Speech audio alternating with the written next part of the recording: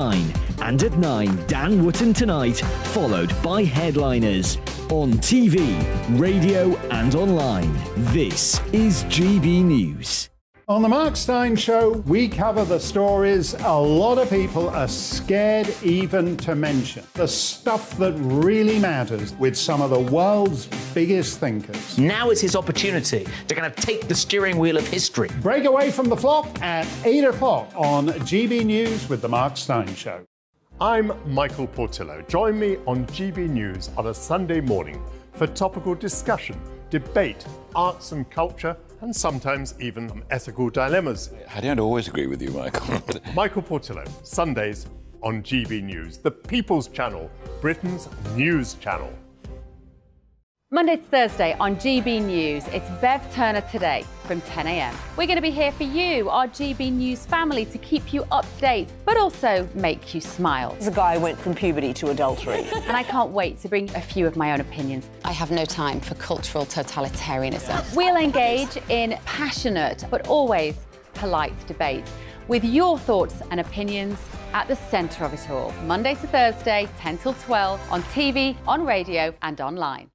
Hello there, it's Eamon Holmes here from Breakfast on GB News. We're not just on your television and your screens, you know. We're on DAB plus digital radio, so you can listen to your favourite shows on the move. If you've not yet listened to GB News Radio, it's very simple. We're on your radio player and tune-in apps, on your smart speaker, phone or tablet, or online at gbnews.uk. Take us with you wherever you go. GB News Radio. You never have to miss a moment of the People's Channel. Hello, I'm Alastair Stewart, and I'd invite you to join me at noon on Saturdays and Sundays for Alastair Stewart and Friends. I've been in this business for over 40 years. Now, here at GB News, I've never been happier. I get to choose the big stories that really interest me. We hear what you have to say, and you hear what I have to say. I really hope you can join me, noon on Saturdays and Sundays. Hello, I'm Simon Evans. Join me on GB News for Headliners at 11 p.m, where I'll be joined by two of the country's top comedians as we take a look at tomorrow's newspapers tonight. If it's a big story, we'll be covering it, I guarantee, but we'll also have some fun along the way. That's GB News Headliners at 11 p.m. We won't put you to sleep, unlike some of the other paper review shows out there. So join us, 11 p.m, 7 nights a week. I'm Mark White. As GB News Home and Security Editor, I cover those key issues that are so important to you. Our authorities, our communities doing all they can to combat violent crime. With the public services under unbearable strain, why are we still failing to control our borders? Defence, the first priority of any government, has been continually hollowed out. Can we trust our politicians to protect the armed forces? Join me, Mark White, on GB News.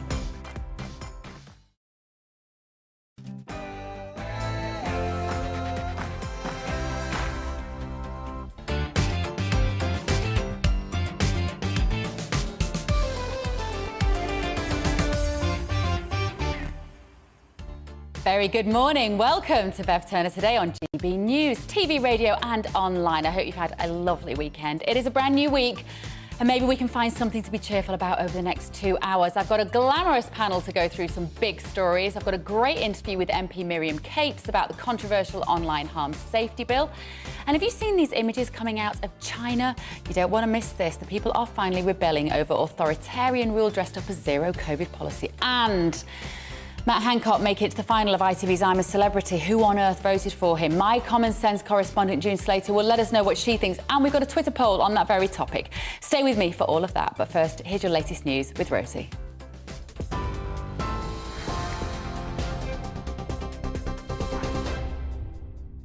A very good morning to you. 1 minute past 10. I'm Rosie Wright, keeping you up to date. Over 50 Conservative MPs have urged the Prime Minister to change modern slavery laws in a bid to address the Channel migrant crisis. Another group, which includes former Cabinet Ministers, say migrants they believe are bogus asylum seekers who claim to be the victims of trafficking should be returned. MPs, including Sir Graham Brady and Esther McVeigh, say the amendments would be a strong deterrent for those looking to make the journey. The government says there's not one single policy to resolve the migrant crisis, but that it would use every tool at its disposal. In China, authorities have put up barriers around parts of Shanghai after hundreds of people protested against strict COVID restrictions.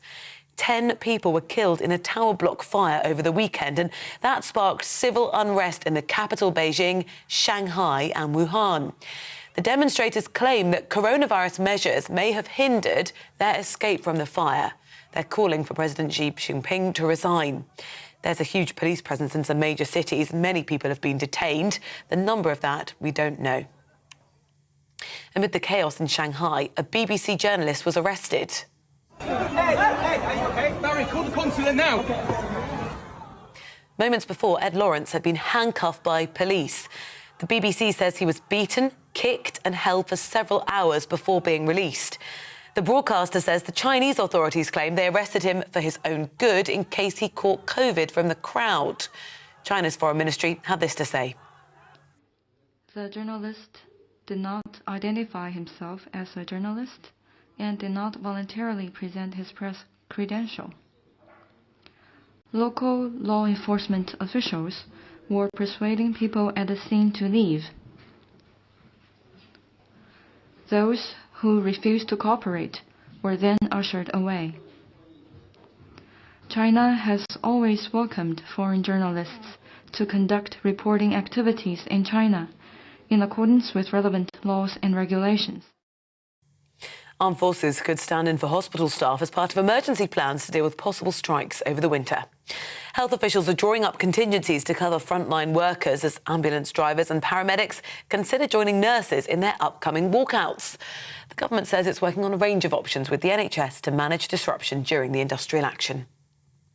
3 people have been arrested after 2 babies were found dead in a home in Bridgend in South Wales on Saturday. 2 men aged 37 and 47 and a 29-year-old woman have been arrested on suspicion of concealing the birth of a child. They remain in police custody. An investigation's ongoing. Police are appealing for anyone with information to come forward. The government's launching a £1 billion scheme to make middle-income homes more energy efficient. Hundreds of thousands of homes could receive loft and cavity wall insulation for 3 years from spring.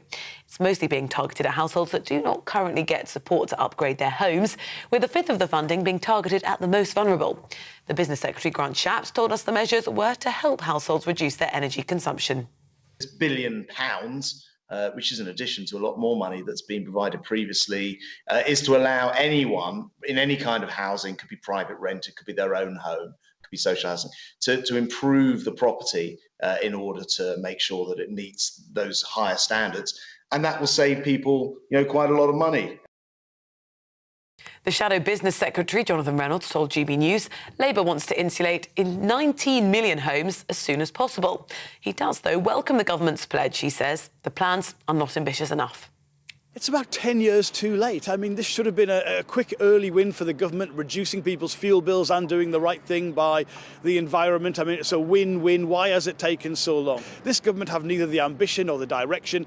Of course, I welcome when they come a little bit onto our territory, whether it's a windfall tax or greater energy efficiency ambition, but they've got nowhere near the comprehensive programme they need to get this country onto the right path. Matt Hancock has finished third on I'm a Celebrity, Get Me Out of Here, with the retired England footballer Jill Scott being crowned Queen of the Jungle. The former Health Secretary was one of 3 finalists, which also included the Hollyoaks actor Owen Warner. Now, speaking with the presenters Ant and Dec, the West Suffolk MP recognised appearing on the show was controversial. He spent 18 days in the Australian jungle and lost the Conservative Party whip. You're up to date on GB News. I'll bring you more as it happens. Now back to Bev.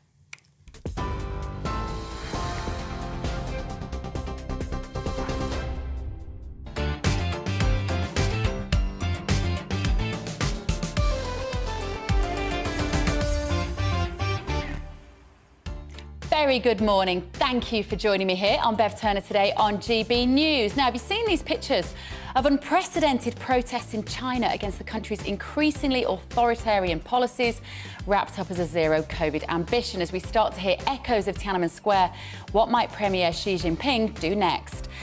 And an exclusive interview with a fantastic Conservative MP, Miriam Cates. In the House of Commons recently, she powerfully raised the issue of harm to children due to freely available online pornography. Potentially, this might be solved by the Online Safety Bill. That's back in Parliament next Monday. So it is now the time to have an age verification online. Let me know what you think. And Matt Hancock finished third in I'm a Celebrity last night and emerged to a hug from the girlfriend who has apparently been brokering deals for his forthcoming media career. Give me strength. We are running a Twitter poll to gauge your thoughts after I'm a Celeb. Will you forgive and forget Matt Hancock's handling of the pandemic? Please do email me at gbviews@gbnews.uk or tweet me at gbnews.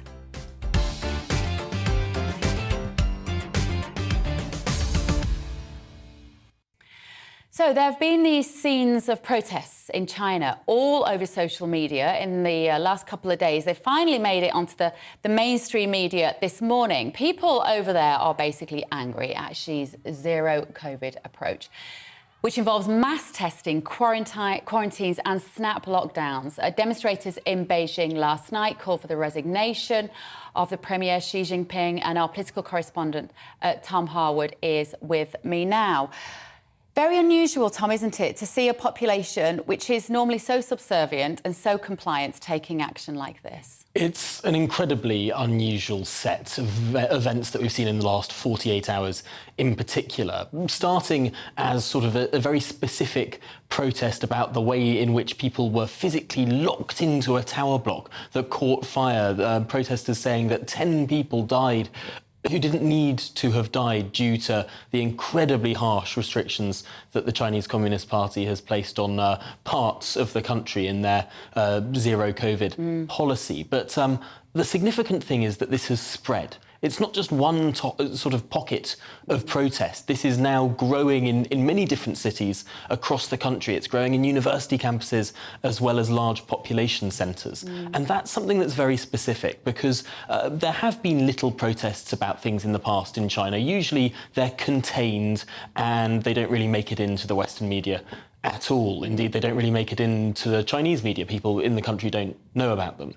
The fact that this protest has spread and grown organically and actually gone much more widely than the specific event that started it. People are now calling in some of these protests for Xi Jinping to resign. And that is a really, really difficult thing to say in a country like China. It's a really profound moment. There are all sorts of reasons as to why this might be gaining this momentum at the moment. Obviously, social media, even in China where it's heavily policed, is making an impact. There have been thousands of videos on TikTok showing these protests. And there's also, of course, the theory that pictures of the World Cup have been seen over in China. And they're obviously saying, well, hang on a minute, you don't have people in stands, thousands of people without masks, aren't locked in their house. And this has sort of lit the touch paper for these protests to be emerging over there. We've also seen these pictures of these quarantine camps, Tom. Have you seen these images of these look like sort of metal boxes in the desert? There's one in Guangzhou City which has 90,000 isolation pods. Have the Chinese government said anything about those particular quarantine camps and what their purpose might be? The Chinese government doesn't, as a rule, comment on these things. They're incredibly secretive, and indeed they don't want to add fuel to the fire on any of these points. But it's interesting to see sort of how they have been sort of struggling to respond to these new protests over the last 2 days. The Chinese government hasn't really put out any clear statement. There have been some arrests of protesters, but the sort of Tiananmen-style crackdown has not yet taken place. It is interesting to see why perhaps the government hasn't sort of sent in the tanks already. Perhaps their view is that these are simply too numerous as protests to do their traditional harsh clampdown at this stage, that might have political ramifications. It's a potentially dangerous moment for this government because you're seeing really unprecedented civil disobedience from people. And let's not forget what a brave thing it is to do, to go out onto the streets and protest in China. I think you were talking to somebody this morning about this, weren't you? Was that on Breakfast? I was talking to Luke de Pulford, the human rights campaigner. He works with the International Parliamentary Alliance on China, on my show a little bit earlier. He was talking about the particulars of how the Chinese Communist Party may well respond to these protests, and indeed what the British government should do as well. Let's watch that. I think there are a number of things to take into account. Obviously, the economic impact has been exceptionally difficult for many, many people in China. It's really hurt their businesses. It's meant that they can't go about their daily business. Their normal bustling cities, which are normally full of commerce, haven't been able to operate as usual. But there are many other things besides that. Fascinating analysis coming through around the World Cup, for example. You've got a lot of people in China who are looking at those crowds, many crowds in Qatar, who are all there together, cheek by jowl, enjoying the football. Well, China's been so worried about this being broadcast throughout the country that they're censoring crowds. They're making sure that nobody can actually see that there are people not wearing masks in the crowds in the World Cup. And that has also added to the anger. So, look, there are many things all combining here. I think it's partly the lack of information that people within China have about other people's COVID policies outside of China. That's angered people a lot. It's the Urumqi fire, which was, really terrible. The reports are that they couldn't get out because the doors themselves have been barricaded by the authorities as a part of the extremely restrictive COVID measures. But yes, of course, it's the economy. People are going into their 4th year of this stuff now in China. They've had enough of it. Absolutely. They've had enough of it, Tom Harwood. We've seen footage online. We're trying to get the source and the verification of this, but it appears to be a BBC reporter, Ed Lawrence, being arrested by the police. The BBC, I think, have now made a statement. They have indeed. I've got the statement here. This was an arrest that took place yesterday, and the British consulate got involved. The BBC said that they were extremely concerned about the treatment of the journalist Ed Lawrence, who was arrested and handcuffed while covering protests in Shanghai. He was held for several hours before being released. During his arrest, he was beaten and kicked by the police.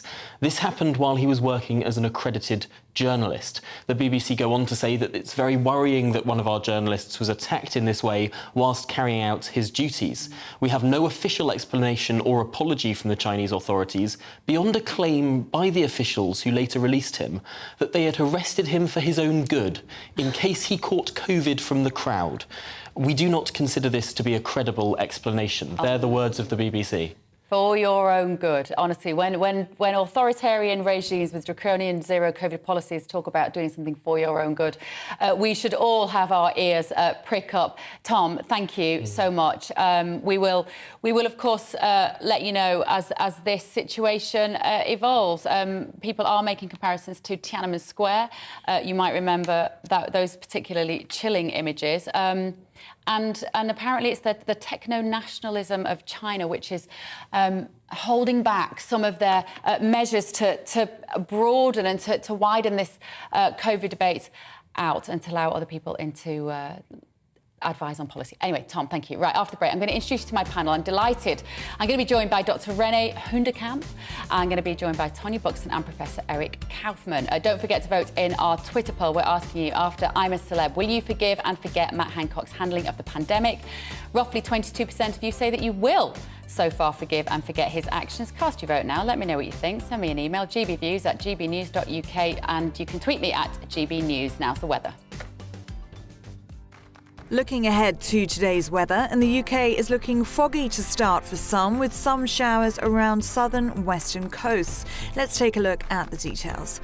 Starting off in the southwest, and here there will be bright or sunny spells, but also a scattering of showers which will become more widespread throughout the day. In the southeast, any showers will be largely confined to the coast, so it will be largely dry, with fog thinning out to brighter spells. Plenty of showers around western parts of Wales, and these may feed further inland, but eastern parts will remain still drier throughout the day. A mostly dry picture for the Midlands, with just 1 or 2 passing showers possible, and any fog thinning out to bright or sunny spells. Temperatures near average for the time of year. A similar picture for the northeast. Here it should be mostly dry with early mist and fog thinning and lifting. Some sunny breaks are possible this afternoon and highs of around 8 Celsius. Around Scotland we can expect a few showers through the morning into the afternoon. These most likely through the coast, though inland and eastern parts should be drier with some sunshine. A mostly fine picture across most of Northern Ireland too. Here there should be some sunny skies and 1 or 2 coastal showers. Temperatures rising to around 9 Celsius. And that is how the weather is shaping up for the rest of the day.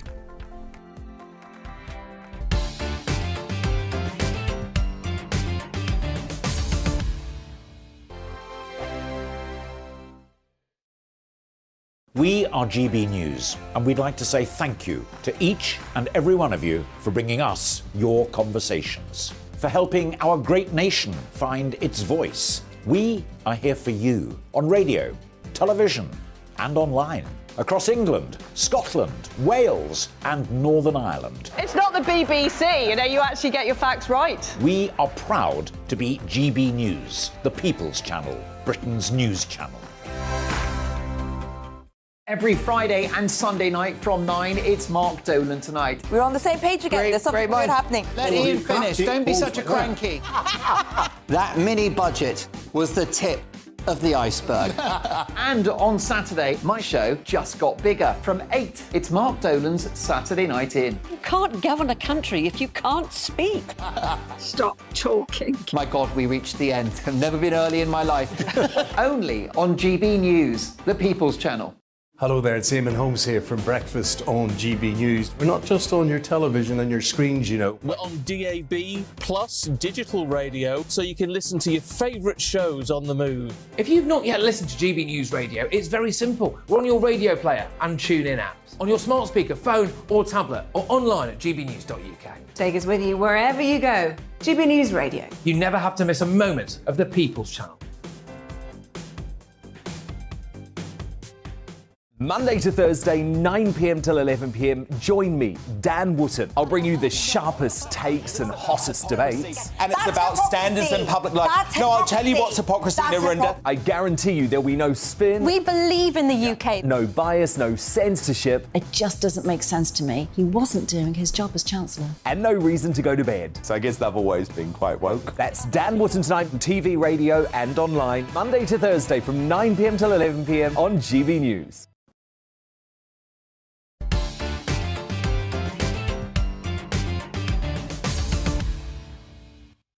Welcome back to Bev Turner Today. Now let me introduce you to my panel this morning. Very happy to say that I'm joined in the studio by NHS doctor, Dr Renee Hoenderkamp, celebrity chef and activist and general opinionated strong woman I like on this show, Tonya Buxton, and Professor of Politics at Birkbeck College, University of London, Eric Kaufman. Great to see you guys. Now, you've all got stories that have caught your eye this morning. Renee, what have you brought for me? Pfizer CEO wrapped by regulator for making misleading statements about children's health. Yeah, this is absolutely huge, Bev, and I think it isn't getting enough coverage yet, but I think it will. I think there's more to run because the report's going to come out. But essentially, last December 2020, when the vaccine was being mooted for children, lots of people like us were pushing back. Pfizer guy, Albert Bourla, went on TV and said, I don't want to misquote him, that there is no doubt in my mind that the benefit completely are in favour of vaccinating youngsters 5 to 11 against COVID.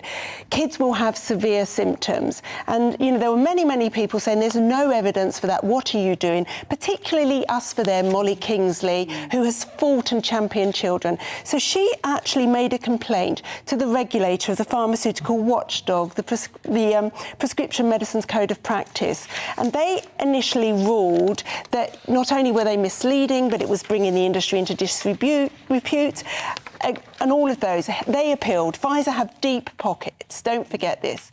This is why it was so brave of us for them. And they appealed. And some of the accusations were dismissed, but the regulator upheld that Pfizer had misled the public on this and that they failed to present information in a factual and balanced way. Now, bear in mind, this is parents. We're trying to give parents the right information, which is what we've been trying to do. We've been trying to say, look, this is the risk of your child dying of COVID or being seriously ill, and actually this is the risk of the vaccine. Pfizer failed to do that, and they've been told off for it. So this is absolutely massive. And now parents need to be told before those kids have any more vaccines. Yeah. Why is this not being talked about more, Tonya Buxton, do you think? Because these are the sort of smoking gun moments that many of us have been looking for, as in, The pursuit of transparency, we just want the facts. That's all we've ever wanted. Why is nobody, except largely GB News, talking about this? But also that the language that, you know, we're accepting that it was misleading. It was an out-and-out, damn right lie. You lied. I wonder why they lied. Oh, I wonder. I'm not allowed to say it out because Ofcom will tell me off. But what is the reason that they pushed this drug onto our children when they did not need it, and there is a strong element that they could suffer side effects? It makes my blood boil. I can't speak about it without really getting so upset that this has been continued, and it's brushed under the carpet by most of the mainstream media. Shame on them, they're disgusting. It must be corruption. What's the reason? Well, I remember, well, you and I, of course, will know the time when they were talking about the fact that teenagers would need this drug to go into nightclubs, and we have teenagers and we wanted them to live freely, but we had grave reservations about them taking a drug which they patently didn't need. Eric, why do you think this story is not getting talked about enough? Well, I agree. We get these moments of what feel like justice. Yeah, I mean, I do think there was a consensus around this, and I guess my issue is more, I mean, I'm not super invested in this issue, but what I would say is, whatever it is that we disagree on, there should be an open climate of debate where we use evidence. You know, if it's a debate over whether this prevents transmission or not, we should have the numbers and the data. So what I object to is a sort of cancel culture that won't allow for any side to air its views based on data. So that's sort of my big objection to this. Not that it might harm your child and that they might hopefully be damaged by a vaccine that they don't need. If that's right, then I need to hear that, and that's what I'm saying. But if we can't even, if we have the debate shut down, right, then I'm not going to hear that. And that's what I'm saying. The prerequisite is to have the open debate. And also, at the time, when Pfizer appealed this, what they said was that Albert Bourla's comments at the time were based on scientific fact. They weren't. No. That is a lie. There was never any data that healthy children needed this vaccine. Never. Yeah. Of course, it was all, when I look back now and I try to remember, I mean, I can't believe that we're getting towards, somebody just said, you know, it's only a few days till 2023 and we're still processing what happened in 2020. That's how I feel. I'm still getting over it. But if you remember, when the Joint Committee on Vaccines and Immunisations were talking about whether they were going to greenlight it to children, they initially said, didn't they, there is no benefit. We're going to give this decision to the chief medical officers. Yeah, and they made the decision. They did. They were lent on. It took 2 weeks. The JCVI said no, there wasn't outstanding benefit for children for this vaccine. And then within 2 weeks, with lots of MSM media screaming on the headlines online that children needed it, suddenly the JCVI said that they had failed to take into account the social benefits of kids having these vaccines. When have we ever given someone a medication for social benefits, which are spurious? Yeah, well, they put it there, didn't they? The mental health of the children, because they might be less stressed if they have this drug, and also the absence from schools. But what they failed to account is how many children will be absent from schools and side effects to the vaccines. It was just a complete mess. Hopefully we're going to see more of this, more of these explanations and more of these people being held to account. Tonya. Yes. School indoctrination is turning... Oh, no, that's you, that's Eric. Tonya, Army to rescue strike-hit NHS. What? OK, so let's get this into perspective, firstly. OK, the nurses should be getting more money. They get about £35,000 a year, and they do a great job, so they should be getting more money, but this is not the way to do it. The people that are going in to take over their jobs are army cadets and things like that are on minuscule amount of 35,000. They're not getting that. So that's nuts in itself. We can't have our nurses striking. We're in a situation because of lockdown, not because of Russia, not because of any of this other rubbish, because of the Green Levy and because of lockdown.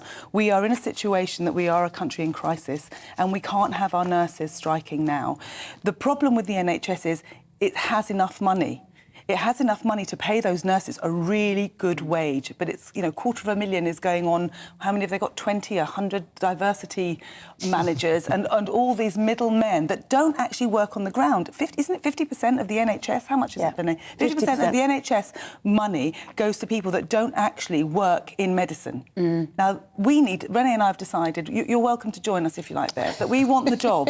We want the job to break down and restructure the NHS in a sensible way so nurses do get the wages that they deserve, but they're not going to get it through striking. I don't agree with this. Is that what we need, Renee? I don't think that what we need is you and Tonya to sort out the NHS. I think you probably... But you're there, you're at the front line every day. Absolutely. Does it completely need restructuring? It completely needs dismantling and being rebuilt from the bottom up, not the top down. Yeah. That's what it needs. Yeah.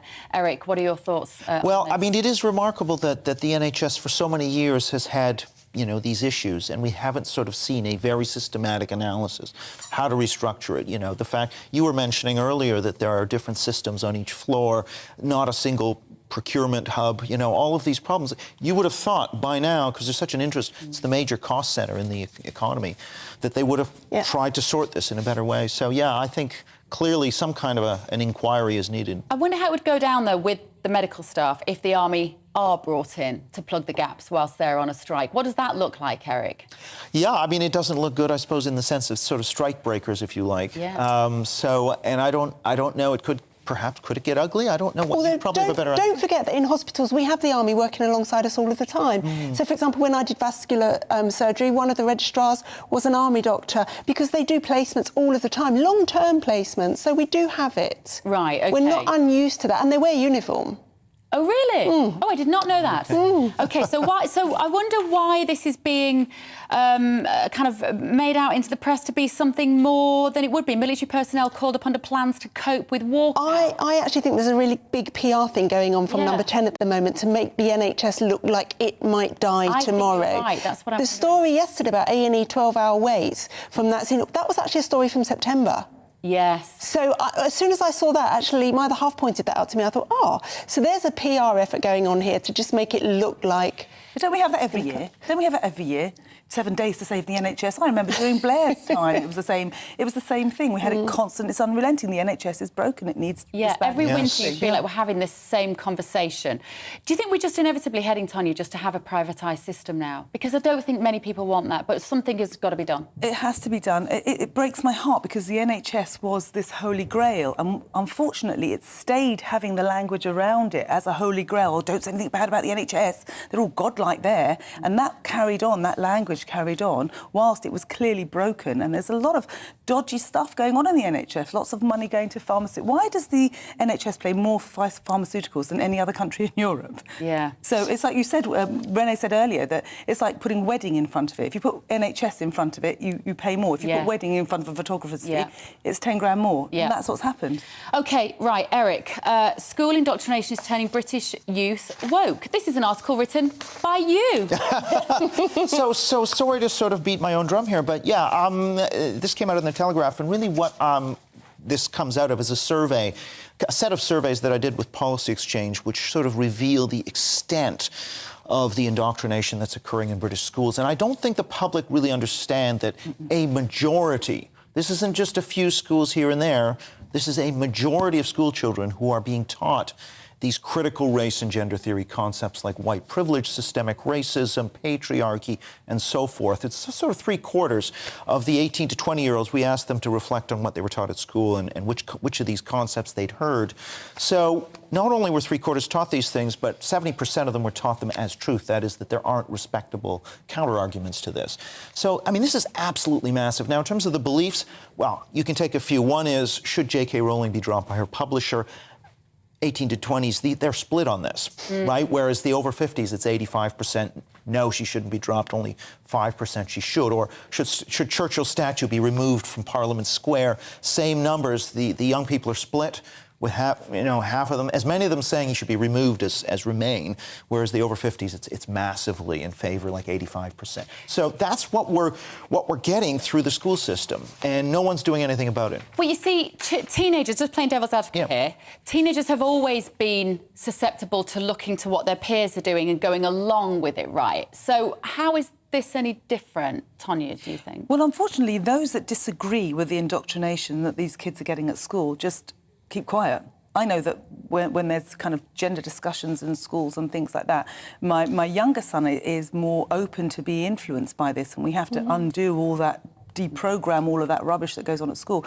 My elder son pops in his iPods in his ears and just doesn't engage because I said, why don't you speak out? Why don't you say something? Because it's just not worth it. Yeah. And this is the difference, I think. So when I was at school, I was in the debating society, and I remember vividly I had to argue for the National Front's manifesto, which, as you know, for me, was really, really hard. I did it with a passion. I don't think they would now. I don't think they'd even have that kind of challenge. And I don't think they'd feel able, because I think they're too worried about what is the right thing to say. What they should say is they should give children the opportunity to challenge ideas, and the only way you challenge them is by discussing them. Where's it come from, though, Eric?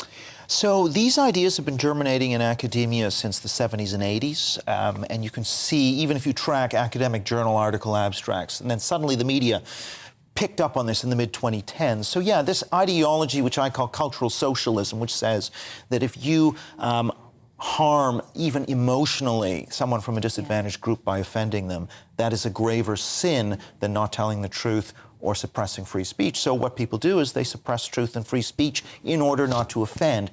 That is the ethos that's being pushed on social media, and the schools are reflecting that. That's so funny. And is it fair to say that most of the ills that are in our academia now basically started with Tony Blair? That's what I'm realising.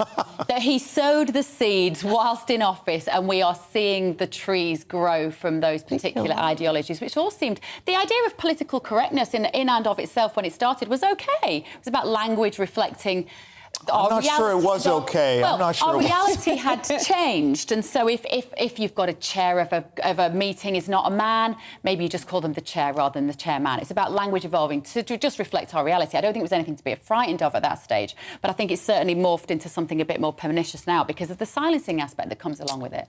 I don't know. I would say you have to have some sensitivity, but it's like a dial, right? You can have it at level 5, but what's to prevent it going 6, 7, 8? And this is the problem with political correctness, is it did not have any guardrails. So I actually think these problems stem well before Blair. They cut, in the US, these trends are all worse than they are here. Yeah, OK. And what's worse is Blair is still there now, pruning his trees. Pulling the strings, yeah, absolutely, from behind the scenes. Right, OK, thanks, guys. Renee, Tonya and Eric will be back after the break. In just a moment, we're going to hear from Conservative MP Miriam Cates on how children should be protected online through the Online Safety Bill. It's going to be back in Parliament next Monday. That's coming up after your morning news.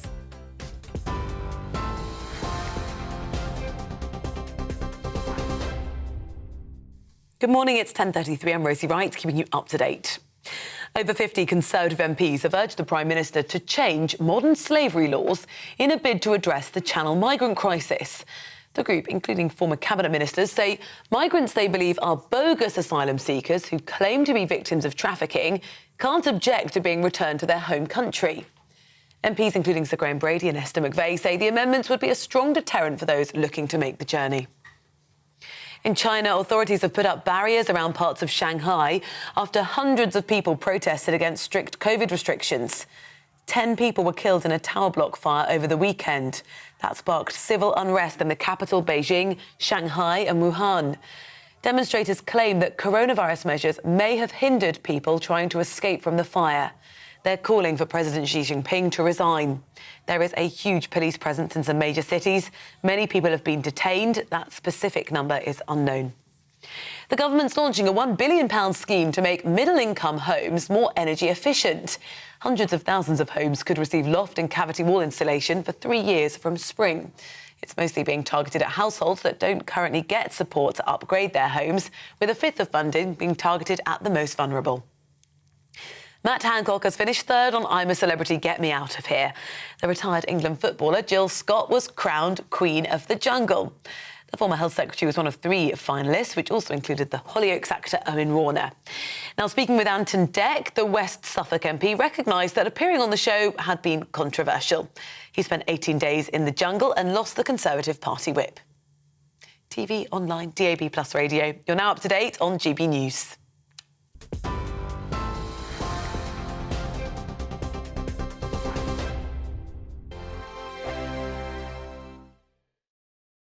Monday to Thursday nights on GB News. At 6, it's Dubes & Co. 7 o'clock, Farage. At 8, join Mark Stein. And at 9, Dan Wootton Tonight, followed by Headliners.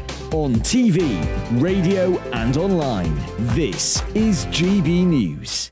We are GB News, the People's Channel. Why not take us home with you by visiting the GB News shop at gbnews.store. You'll find all the official merchandise, a really good present actually for yourself, your friends or your family. We ship across the UK mainland at no extra cost. GB News, the People's Channel. Hello, I'm Esther McVeigh. And I'm Philip Davis. Whether you're watching or listening on TV, online or on radio, we handpick the latest stories, debates and expert opinions for your weekend. So whether that's politics, news or showbiz, we've got it covered. Join us every Saturday morning at 10 o'clock on GB News.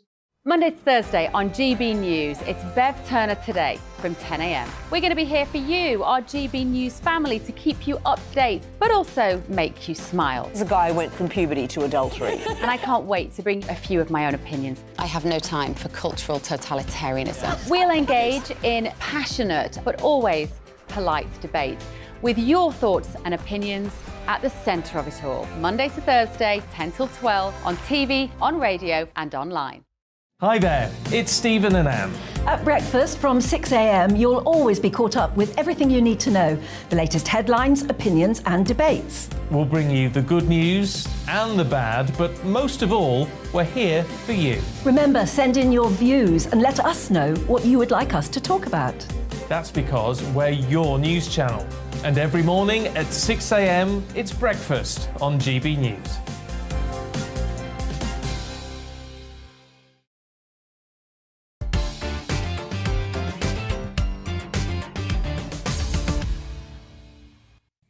Good morning, welcome back to Bev Turner Today. You've been getting in touch with me. Thank you, GBviews at gbnews.uk.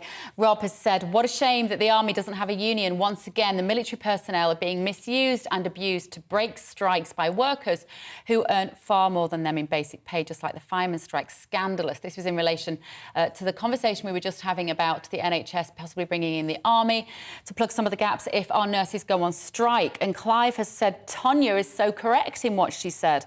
It's all driven by money, and this government is compliant and complicit in giving our money away. It feels similar, says Clive, to the migrant issue. Reg has said Matt Hancock didn't handle the pandemic on his own. We've got a Twitter poll running about the fact that Matt Hancock made it to the final three of I'm a Celebrity. What does that tell us about the public? I want to know whether you will forgive him. Matt Hancock didn't handle a pandemic on his own, says Reg. He was part of a government led by Prime Minister Boris Johnson and was continually stated the government was following the science. There were a number of scientists who gave presentations at the daily briefings. And Dee has said the Matt Hancock haters need to move on. He is human. He will make mistakes. He did nothing to harm anyone intentionally. Let me know what you think. GBviews at gbnews.uk. Now, the divisive online safety bill will be back in Parliament next Monday. It's been bubbling along for a while, hasn't it, with making amendments to it. Miriam Cates, the Conservative MP for Penistone and Stocksbridge, brought up the issues of the harms of online pornography to children in the House of Commons earlier this month. I had a chat with Miriam before the show to get her thoughts on the importance of the bill to protect children. Miriam, you made a very impassioned speech in the House of Commons about the online safety harms bill. Why do you feel so strongly about it? Well, I think we rightly are paying increasing attention to the dangers that children perhaps face online and with smartphones. Every child has a smartphone now, and there have been some high-profile tragic cases like the case of Molly Russell that have started to raise public awareness of this. But actually, we're only scratching the surface when we're talking about serious issues like self-harm and online bullying. Actually, underneath all this is this incredible epidemic of online pornography. And just to kind of put it in perspective, in 2020, porn sites received more views than Twitter, Pinterest, Instagram, Zoom put together. And I think in 2019, Pornhub had 42 billion separate views. This is an absolute epidemic, and about half of 11-year-olds, we think, have seen porn. And so, once you get older than that, of course, it's most children. And I think the other thing to say is, as well as it being prolific, the kind of pornography that children are seeing, it's not what we might have seen in, when we were growing up in a dodgy magazine or something like this. This is hardcore, abusive, violent, really horrendous, disgusting stuff that, most adults would be absolutely outraged to think that children have free and easy access to this. And it is free and easy. It's almost entirely unregulated at the moment. And that's why we need the online safety bill. So what protections are there at the moment online? Almost none. I mean, so there's pornography that's provided by dedicated porn sites, that make money out of porn. And in theory, children shouldn't be able to view those, but we all know that they can. But also there's a lot of user-to-user generated pornography that's either created, sadly, by children or shared by children, often against their will and their better judgment, through, platforms that we all use all the time, WhatsApp and Discord and TikTok. And it's just available to view and to be seen by children. And, people who say, oh, well, it's a parent's job to protect their children, they're not living in the real world. It's entirely unregulated. And even if your child has no phone, no computer, no internet access, it takes nothing for the child sat next to them in the classroom to just show them any old image. There are lots of concerns, aren't there, that the online safety bill will go too far and compromise people's freedoms. Is that the case? Well, I think it's about seeing children as children. We don't let them buy alcohol. We don't let them buy cigarettes. We say to adults, you are free to do what is legal up to a point. There are limits on all freedoms, and there should be. But these are children, and I think it's really hard to understand that the depths of harms that are being caused here, because, children are impressionable. Of course they are, particularly when they're going through puberty, and they're, what ideas they get about sex in puberty are going to stay with them for the rest of their life. And if the vast majority of the images they are seeing are of women being violently abused, which I'm afraid is most of this pornography, there isn't even a separate category on Pornhub for strangulation now. It's so mainstream. So we are seeing girls, being abused during sex, turning up in A&E with windpipe damage. This is really extreme behaviour, and yet it's being normalised. And we're now seeing about a third of child sexual abuse is actually child-on-child sexual abuse. So the idea that it's having no impact on society and that it's a private matter for adults is just completely untrue. And just as we protect children from drugs and alcohol, we have to protect them from pornography. So how does the online safety bill intend to do that? Well, several ways. I think it's really good news that it is coming back to the House. I understand that some of the difficult issues around legal but harmful that could have impacted on free speech have been sorted out. I mean, I haven't seen it yet, but that's my understanding. So I think that will mean that it will pass through the House easier. But so for any pornography site that is a dedicated pornography site, they will have a duty to enforce proper age verification. I think there are some amendments that should be brought in the House of Lords to make that clearer and stronger, to make sure that it isn't a tick box, but there are genuine, foolproof technological ways of doing that. But it also will put a duty on providers, on platforms, to take down pornographic material on platforms that children use. I don't think it's strong enough yet. I think it needs some work, and we also need to equalise what's legal on and offline. So at the moment, apparently, porn DVDs do still exist, but the rules for what's legal on that is very, very strict. There's lots and lots of activity that is illegal, but those activities are legal in online porn. So we need to equalise online and offline. There are concerns, of course, that if we go down this route of a digital identification system, that it does compromise everybody's civil liberties. Do you worry about that? I am concerned about civil liberties in a more general sense. And I think, the way we saw in COVID how easy and quick it was for the government to regulate almost every area of our lives in a way that wasn't evidence-based or didn't go through democratic scrutiny was very concerning.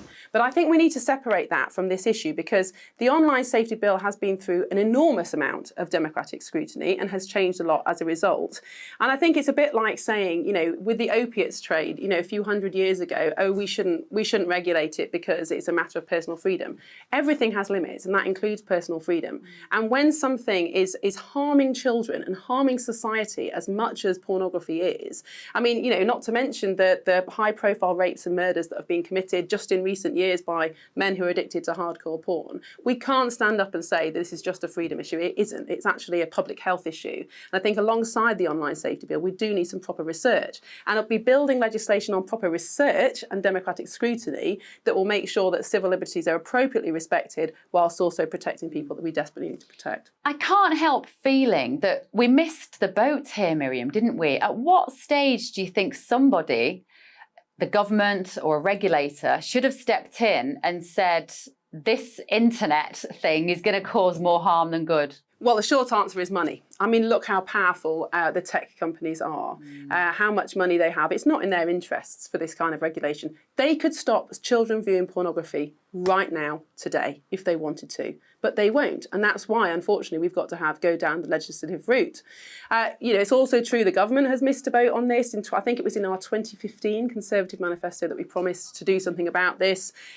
We started to bring some legislation forward. It didn't become enacted. The online safety bill has been going on a long time. Yeah. But I think fundamentally, we missed a boat on regulating the tech industry when we decided that they weren't publishers and therefore they weren't responsible for the content that's published on their platforms. But, we can't go back and we've got to go forward. And, as problematic as this bill has been, I do think it's a once-in-a-generation opportunity to protect children when we've got to support it. You've been making a very good public case for the online safety bill, but do you feel supported by the government? Who else is getting behind it? Yes, very much. And I think Michelle Donnellan, who's the new DCMS secretary, so she's responsible for pushing this through. She's got to grips with this very quickly. She's understood the difficulties around some of the free speech elements and worked on those. So I think it will have, very, very strong Conservative support, both in the Commons and the Lords, which is great. I'm pretty sure it's got cross-party support too. But I think the one further thing that the government needs to do is to do this proper piece of research into the society-wide harms of porn, so that when we're writing the secondary legislation, the detail, we really know what we're dealing with and how to manage it. You've obviously been looking at these really sad stories, particularly of the sexual abuse, child-on-child crimes. Do the families of those children and the parents, do they know what's going on? Does it come as a terrible shock to them? Yes, I think it does, because I think anybody under kind of 35, under 30, didn't grow up. We didn't grow up with the internet, with all this information and these images and these videos at the touch of a button. So it's quite hard for people of our generation to appreciate the impact. And also it's the privacy, isn't it?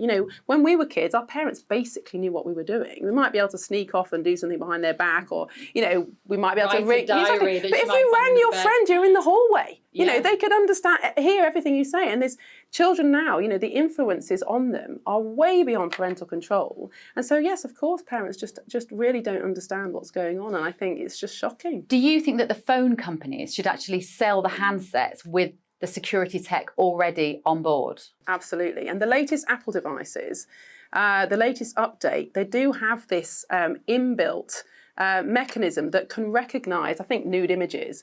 And, in typical Apple style, it then gives the choice to a child of whether they want to view it or not, which is a bit ridiculous. But it shows that the tech is possible. Yeah. So why can't all devices in the hardware have an ability to switch on a parental control which identifies potentially pornographic images and basically doesn't allow them to appear on the phone? And then you're not reliant on WhatsApp and other encrypted technologies from trying to find these images and remove them. The child never sees them in the first place. So again, this is a solution that tech companies could implement now, but they won't. And so that's why we need to legislate. Is there any incentive for the phone companies to do this? Well, I just think only legislation and the potential to be fined. I mean, I personally would go one step further and make directors individually criminally liable. So let's say there's an accident on the building site and it turns out that, the site manager was negligent. They could be put in prison if it's criminal negligence. Why can't it be the case that if a child views a video of a rape, let's say, because a director has been negligent in allowing that on the platform, why shouldn't they be criminalised? But I don't think we're going to get that far at this iteration of the online safety bill, but I think it's something to look at for the future. So in your opinion, Miriam, does the online safety bill go far enough? I think it's a brilliant start. I think those amendments of, firstly, equalising online, offline, making sure that porn on social media platforms is treated the same as porn on porn sites, making sure that the age verification is implemented quickly. So these are all amendments that could be brought in the Lords, and I very much would hope have government support. So yes, if that's the case, yes, I think it's a really good start, but we also need this big piece of government-led research into what are the wider harms, because it isn't just to children. It is men who unfortunately are addicted and being drawn by the algorithms of the porn sites into more and more hardcore, extreme, shocking material and ending up looking at child sexual abuse material. material. You know, normal guys who think they're watching mainstream pornography ending up as criminals. And that's happening more and more. And yes, of course, people have to take responsibility for their action, but we also need to recognise the evil in these sites that is drawing them towards that. I don't know about you, Miriam, but I'm just wondering whether there are too many men making these decisions who don't actually know how hard it is as a parent to monitor what your children are seeing online. Do you think that's fair? That might be true, although, you know, I do work with some excellent male colleagues who do understand, but I think it is just harder for men to talk about this. For all sorts of reasons. I mean, you know, there's the obvious thing, which is far more men watch pornography than women. So, you know, you've got... Maybe they don't want you to take away their fun. Perhaps. But I think also it's, you know, as a woman, understanding the kind of deep misogyny of pretty much all pornography, you know, gives you a bit of fire in your belly that I don't want my daughters to be treated like this. I don't want my sons to think this is normal, because this is just terrible for boys and girls. And I think it's probably at the moment easier for women to talk about it. But I think, you know, if we can get more public profile around this issue, I think we'll find more men speaking up. So just help me understand it. With the age verification software, how many details would you have to give? Would you have to give your credit card, your name, your address, maybe? That's where we have to balance, you know, understandable, you know, preferences for privacy with the societal harms that are going on here. And I think for too long we've seen porn as a private matter, and perhaps it once was. But if you look at the kinds of pornography that are now mainstream, you know, somebody might be sitting at home in their own private room viewing these images, but it's having an impact on how they view women, how they treat women, what they think of is normal during sex. It is having an impact on the whole of culture and the whole of society that's very negative. So is it actually a private matter? Or should it be seen as a society, as a public health issue, in which case we've got to balance these rights. But as I said, I think there are technological ways of age verification without revealing identity. But the tech industry can do that already. It just needs to be enforced. So that was Miriam Cates, Conservative MP there. Now, in the studio watching that with me is Executive Director of Open Right Group, Jim Killock. Jim, right, this bill has been going on for about 4 years. It has had numerous iterations. Obviously, the area of concern for Miriam is more the pornography in children. You see other aspects of this bill as being problematic. But first of all, what is your broad take on some of the arguments that Miriam was making there are incredibly sensible and might protect children? I think the issue here is how you do it. It's not a question of should children be protected. I think that she's a little bit overestimating how much you can do with technology. I mean, you remember the whole business around torrenting and people downloading movies and films, you know, sort of 5 or 10 years ago. And it was claimed that it could all be stopped with technology, that, you know, there were ways to do that. And that just was always false. And what actually changed that was market solutions. It was things like Netflix coming along. The problem here is this isn't a problem that can be solved in that way, because you can't just say, well, let's remove the bad behaviour by giving people easy supply, because the problem here is that some people who are under 18 want to see something and we want to stop them. And the problem there is if people want to see something, no matter how young, they will find ways. And so relying on the technology to do that is unlikely to work. And if you want to know how effective it is going to be, just think about how difficult it has been to stop people having sex underage, how hard it is to stop teenagers drinking, how hard it is to stop teenagers taking drugs. It isn't something you can address through the technology. You have to do it through talking to those young adults and children and helping them understand the risks that they're potentially exposing themselves to. Does that not sound a bit like a cop-out? No, it's just to say you can't do it through technology. You must use a range of measures. And it's not to say that technology has no role. It's just to say that imagining that it is the answer is just naive, and you have to then kind of ask yourself the costs of that. And that's exactly where we're at with this bill, because the bill's talking about age verifying anything which might have pornography on, which means that to use Google search, right, just Google search, because adult material is accessible through Google search, if you want unfiltered results, you'll have to go through age verification. That's the implication of this bill. And the same will go for Reddit, the same will go for Twitter.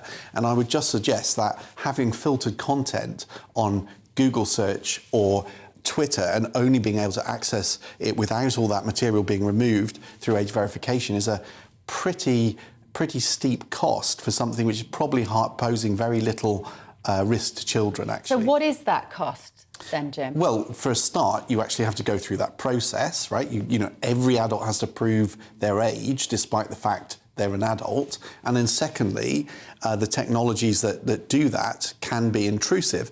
And again, I appreciate what Miriam was saying about, you know, there are ways to do this which aren't intrusive, but the bill doesn't speak to any of that. It doesn't explain that any of that would be required, or that there would be requirements to make sure that privacy is protected.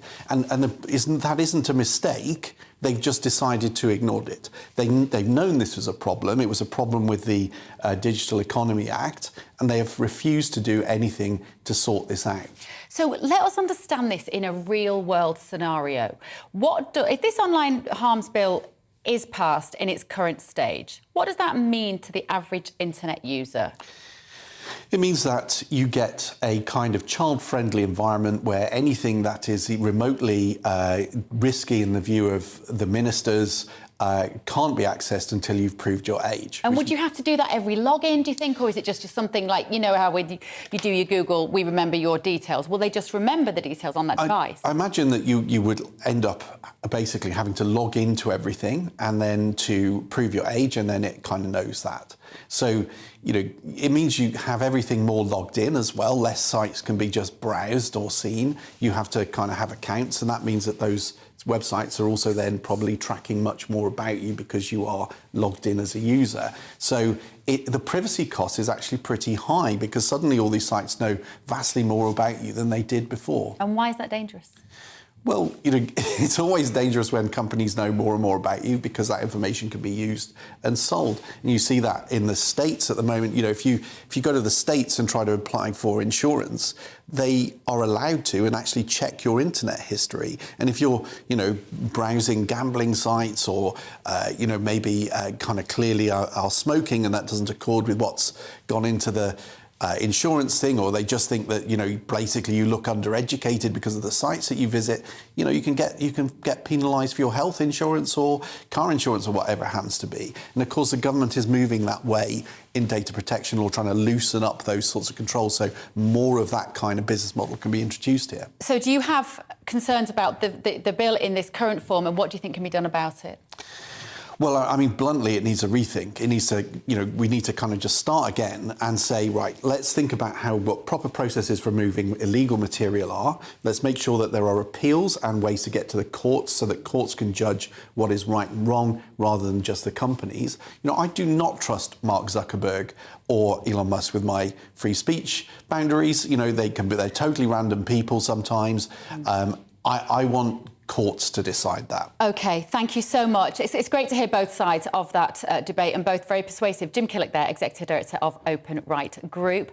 Right, that is it. Is it already 11 o'clock? That first hour went very quickly, didn't it? I'm going to be back with lots more after a short break.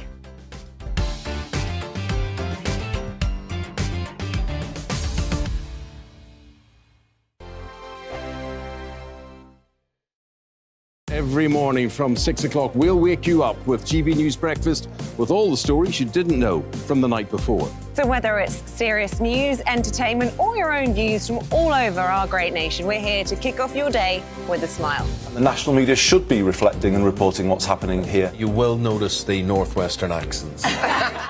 Whether you're with us on TV, radio, or online, every morning, it's breakfast from 6 a.m. Hope you can join us.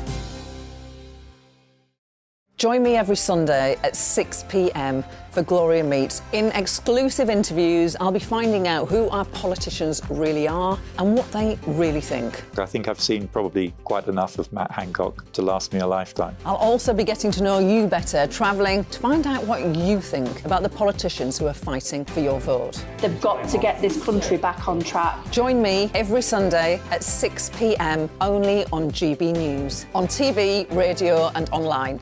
We are GB News, right across the nation. You can get us on television, on radio, on digital. We're absolutely everywhere. Amazing! You see, amazing! You remind me of me in the European Parliament. But here's the most important bit. We are not part of the mainstream establishment. We think and speak just like you do. We are the People's Channel. Magnificent. That's really, really thoughtful. Come and join us on GB News, the People's News Channel.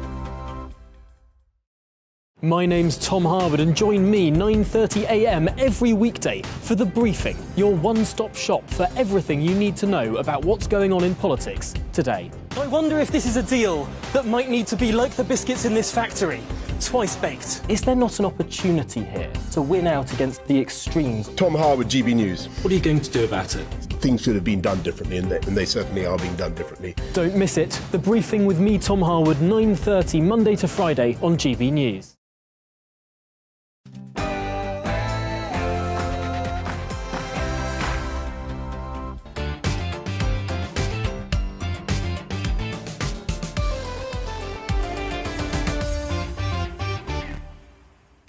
Hello, very warm welcome. Thank you for joining Bev Turner today on GB News. We've got lots to look at before midday. Matt Hancock leaving I'm a Celebrity in 3rd place.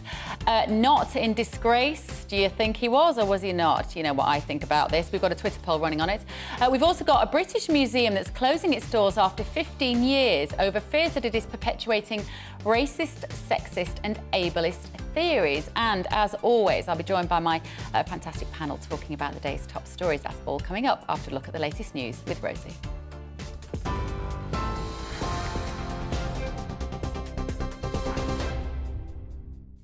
A very good morning to you. It's 11:01. I'm Rosie Wright, keeping you up to date. More than 50 Conservative MPs have signed a letter urging the Prime Minister to change modern slavery laws to ease the migrant crisis.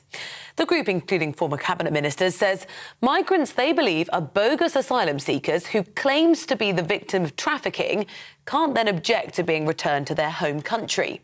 MPs, including Sir Graham Brady and Esther McVeigh, say the amendments would be a strong deterrent for those thinking of crossing the Channel.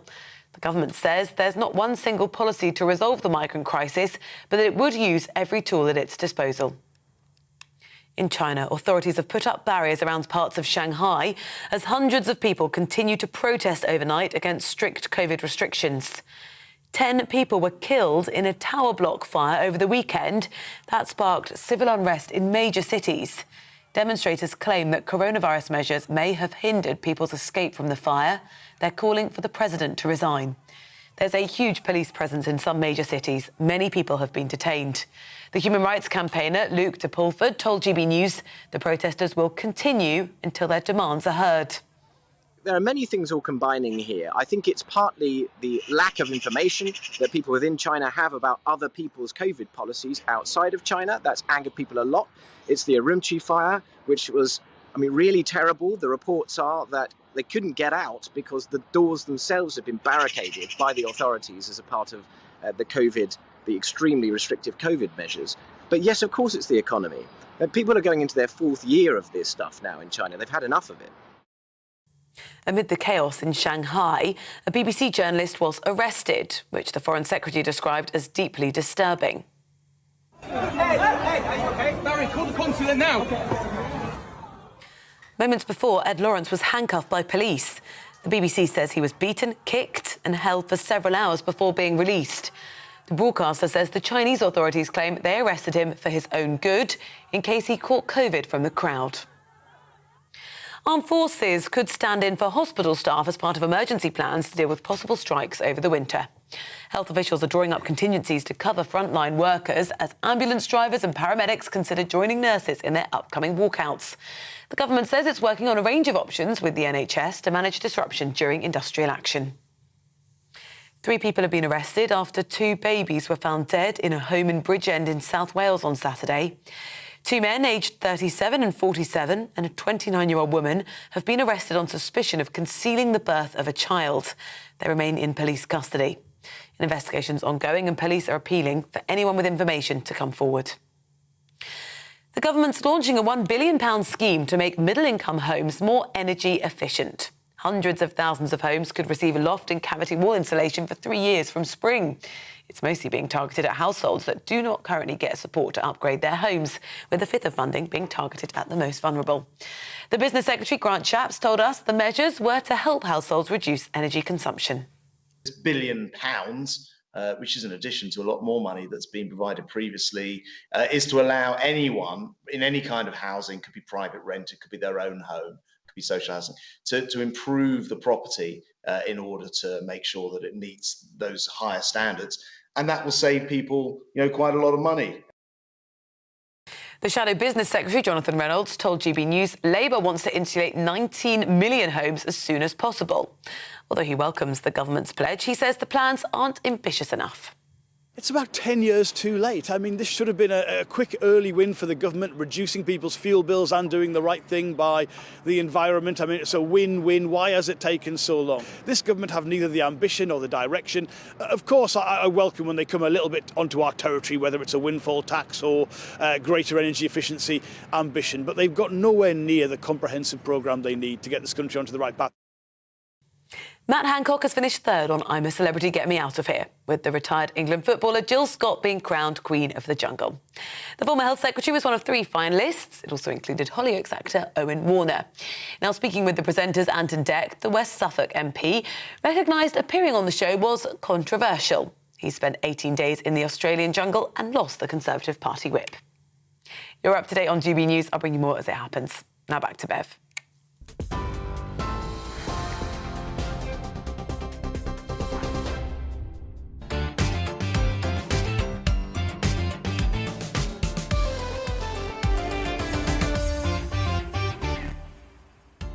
Very good morning. Thank you for joining me here on GB News. This is Bev Turner today on radio, TV and online. Now, of course, I'm a Celebrity finished last night with MP Matt Hancock making it to the final. Not winning, thankfully, finishing in 3rd place. We've got a poll up. You can get involved right now on Twitter with that. We're asking if you will forgive and forget Matt Hancock's handling of the pandemic. 21% of you so far say that you will forgive him. I'm going to be discussing that in just a moment. Now, with Wales also taking on England tomorrow night, people across the UK are getting ready for another big match. Bread and circuses, I know, but I, for one, am enjoying a little bit of escapism watching sport on the sofa with the kids. We're going to talk to Paul in Qatar in just a moment. And I'm going to be joined by my fantastic commentators again in about 20 minutes for analysis of the day's biggest stories, including the extra £1 billion of taxpayers' money to be spent on insulating the UK's least energy efficient homes and the global fashion brand in a paedophile image scandal. You do not want to miss that. And of course, this show is nothing without you and your views. Do email me gbviews@gbnews.uk or tweet me at gbnews to give me your thoughts on anything and everything that we're discussing.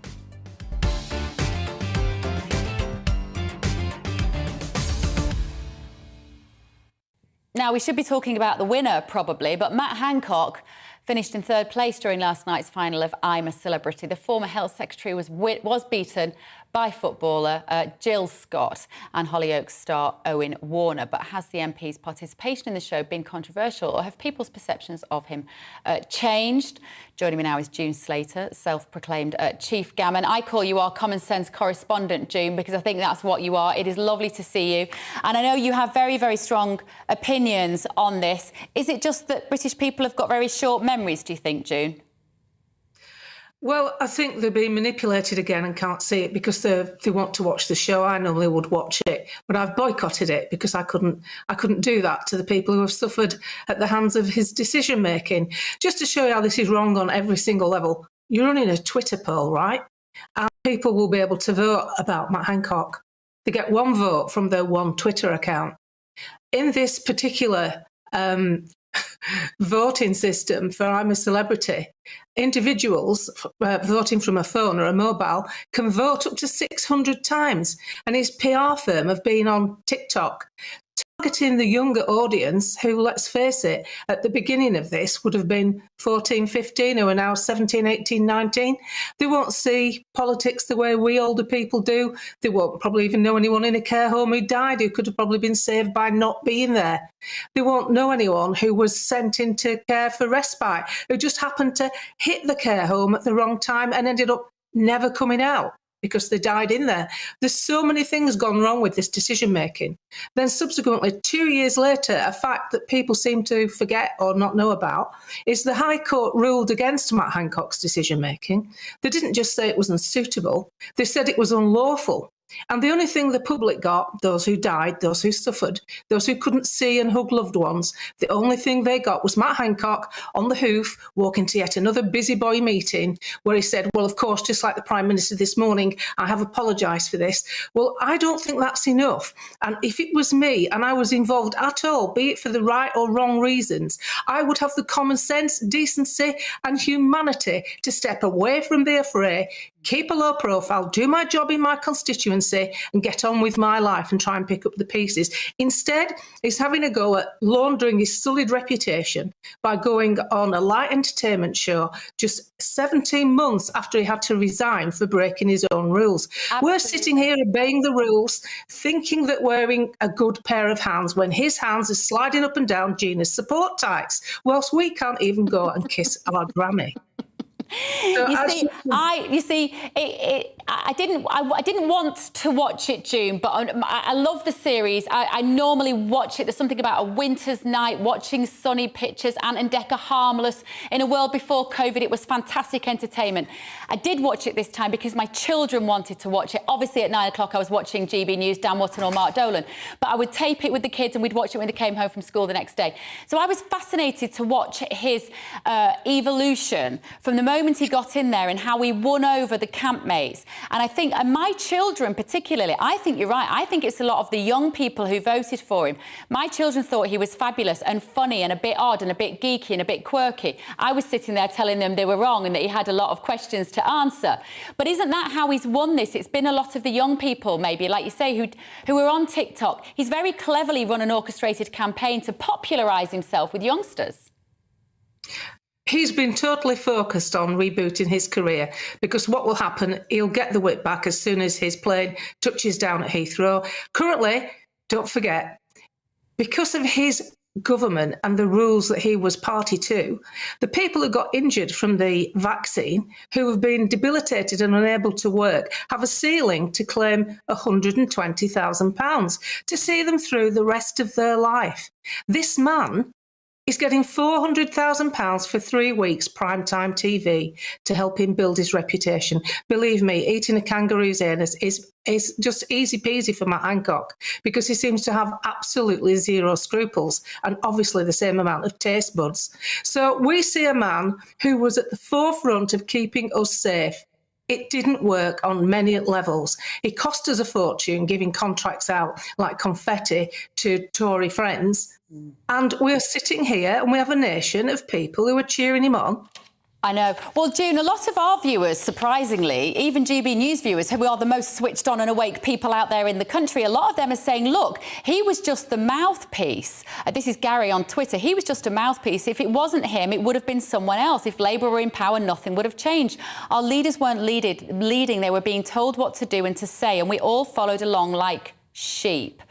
The world has lost the plot. He was just the mouthpiece for the scientists, June.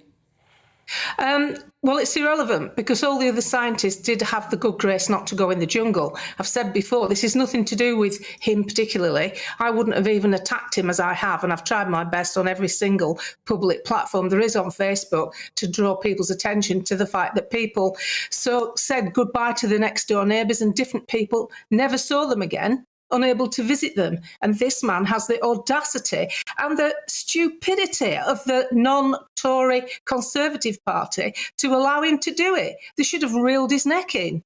Because this man, you're forgetting how valuable he is, not as a health minister, forget that. Matt Hancock is valuable because he was the former digital minister and he worked hand in glove with the WEF. And as our government gives away our rights to non-government organisations, NGOs as they're conveniently called, like the WHO, like the UN, how important is he going to be when he spent so much close working time and admires the fourth industrial revolution? Absolutely. Well, he was the guy that was talking about it in 2017. June Slater, as always, very switched on, knows exactly what's going on and brings that good old dose of northern common sense. My common sense correspondent, June Slater, there. And you can follow June on Facebook. She's particularly busy. Now, New topic. A British museum is closing one of its exhibitions after 15 years over fears that it is perpetuating racist, sexist and ableist theories. This is the Wellcome collection run by the charity Wellcome Trust. It sparked outrage, with many accusing it of cultural vandalism. But is this right? Is this not part of our history?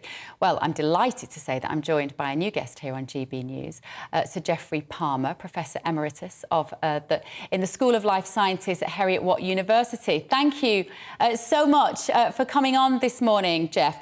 Now, at first glance, stories like this seem to be a ridiculous case of sort of political correctness gone mad, and that we are eroding our history at a cost to people who might be there today. How do you see it? Is it a little more nuanced than that? Well, I think, as you said, political correctness gone mad. I think it's ignorance gone mad. I think the point is that we're talking about the history of how people behave towards each other, and whether it's racism or gender prejudice.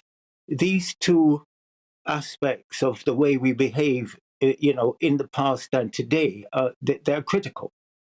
And what I've often said, is that you cannot change the past, but we can change the consequences of the past, such as racism and gender prejudice. And we've got to do it through education. The point is, if you have a museum is about education.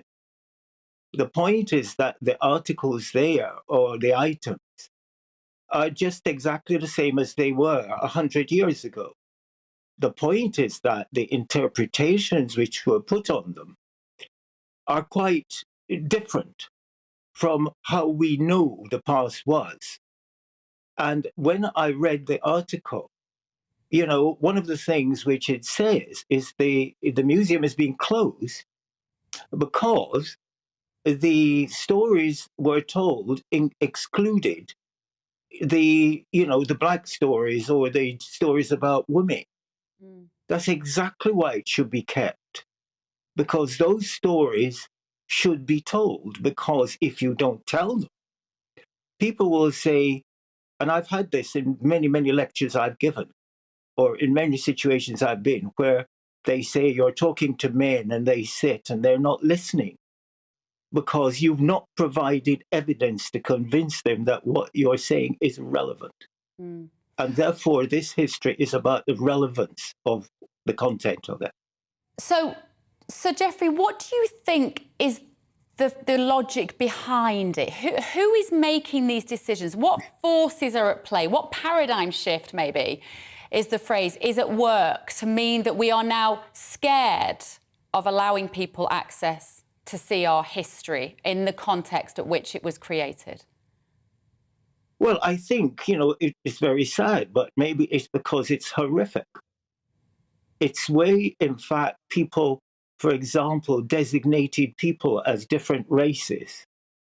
And one of the great minds of our Enlightenment, David Hume, he's the one who said Negroes were inferior to whites. And that's in everybody's heads today. And unless you can use evidence like which is in that museum to actually dispel that belief, then in fact people will not listen. You must use what's there as evidence to say Hume was wrong. Darwin was wrong to believe that, to follow up this concept of inferiority, both applying to women and to black people. Let's, Geoffrey, I just want to read this. So this is what the Wellcome collection have said in a statement. They've said, we can't change our past, but we can work towards a future where we give voice to the narratives and lived experiences of those who have been silenced, erased and ignored. We tried to do this with some of the pieces in Medicine Man using artistic interventions.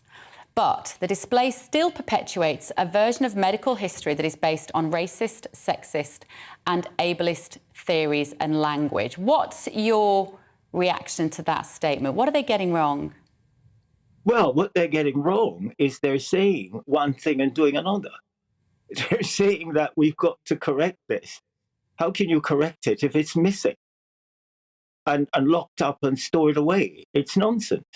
The point is that they've got to spend time and money and get people who are honest to look at that exhibition and to rewrite it in terms of the truth. A lot of historians, the work I've done in Edinburgh, where we've looked at the history of Edinburgh and slavery and colonialism very carefully, we've re-examined it. And Edinburgh Council has changed the plaque of one of the most, evil politicians of the past. And this is what needs to be done. We need to confront it, change it for the better, using education. OK, fantastic. Thank you so much. Sir Geoffrey Palmer there, a Professor Emeritus in the School of Life Sciences at Heriot-Watt University. He's devoted his life to this particular issue, and I think it's really interesting. He's saying keep it there and change the signage. OK, there is plenty more still to come after the break. My panel will talk us through some big stories, including news that an extra £1 billion will be spent to insulate the UK's least energy-efficient homes. Send us your emails as well, gbviews@gbnews.uk. Tell me what you think. You can also tweet @GBNews and get involved with our poll right now, asking, after I'm a Celeb, will you forgive and forget Matt Hancock's handling of the pandemic? I think there's about 20% of you at the moment saying, yes, you would forgive him, and the rest of you saying no. OK, go and do that while we take a quick break.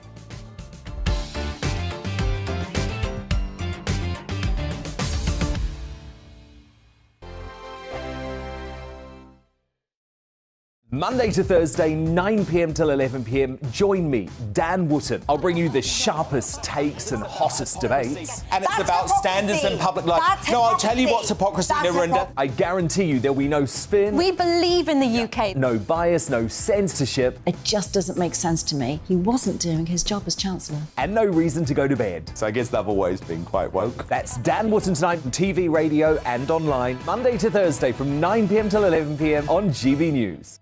Every morning from 6 o'clock, we'll wake you up with GB News Breakfast with all the stories you didn't know from the night before. So whether it's serious news, entertainment, or your own views from all over our great nation, we're here to kick off your day with a smile. And the national media should be reflecting and reporting what's happening here. You will notice the northwestern accents.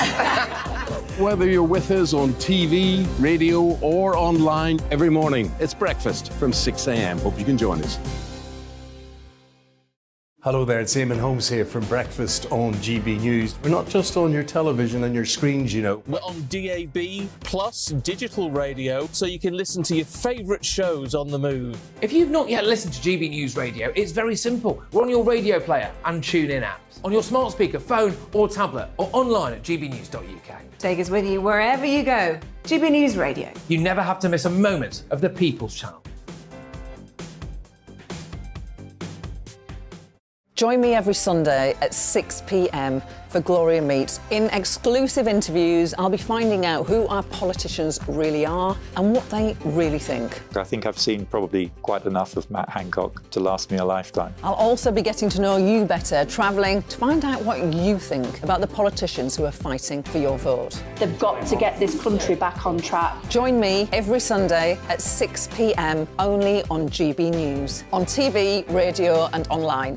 My name's Tom Harwood and join me 9:30 a.m. every weekday for The Briefing, your one-stop shop for everything you need to know about what's going on in politics today. I wonder if this is a deal that might need to be like the biscuits in this factory, twice baked. Is there not an opportunity here to win out against the extremes? Tom Harwood, GB News. What are you going to do about it? Things should have been done differently, and they certainly are being done differently. Don't miss it. The Briefing with me, Tom Harwood, 9:30 Monday to Friday on GB News. Hello, I'm Simon Evans. Join me on GB News for Headliners at 11 p.m, where I'll be joined by two of the country's top comedians as we take a look at tomorrow's newspapers tonight. If it's a big story, we'll be covering it, I guarantee, but we'll also have some fun along the way. That's GB News Headliners at 11 p.m. We won't put you to sleep, unlike some of the other paper review shows out there. So join us, 11 p.m, 7 nights a week.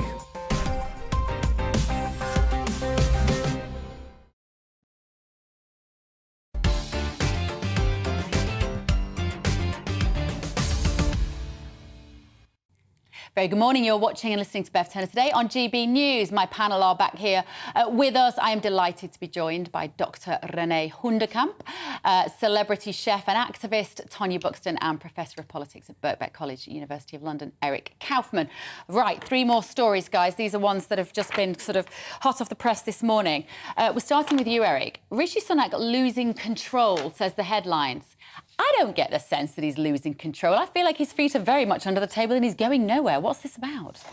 Well, what it's about is sort of terrible polling numbers, right? So, you know, since Sunak's come in, got control of the economy, sort of, those polling numbers haven't budged. And unless they do, a lot of Tory MPs are going to be out of a job next election. And something has to change, right? So, and in particular, the key thing I think here is the channel crossings.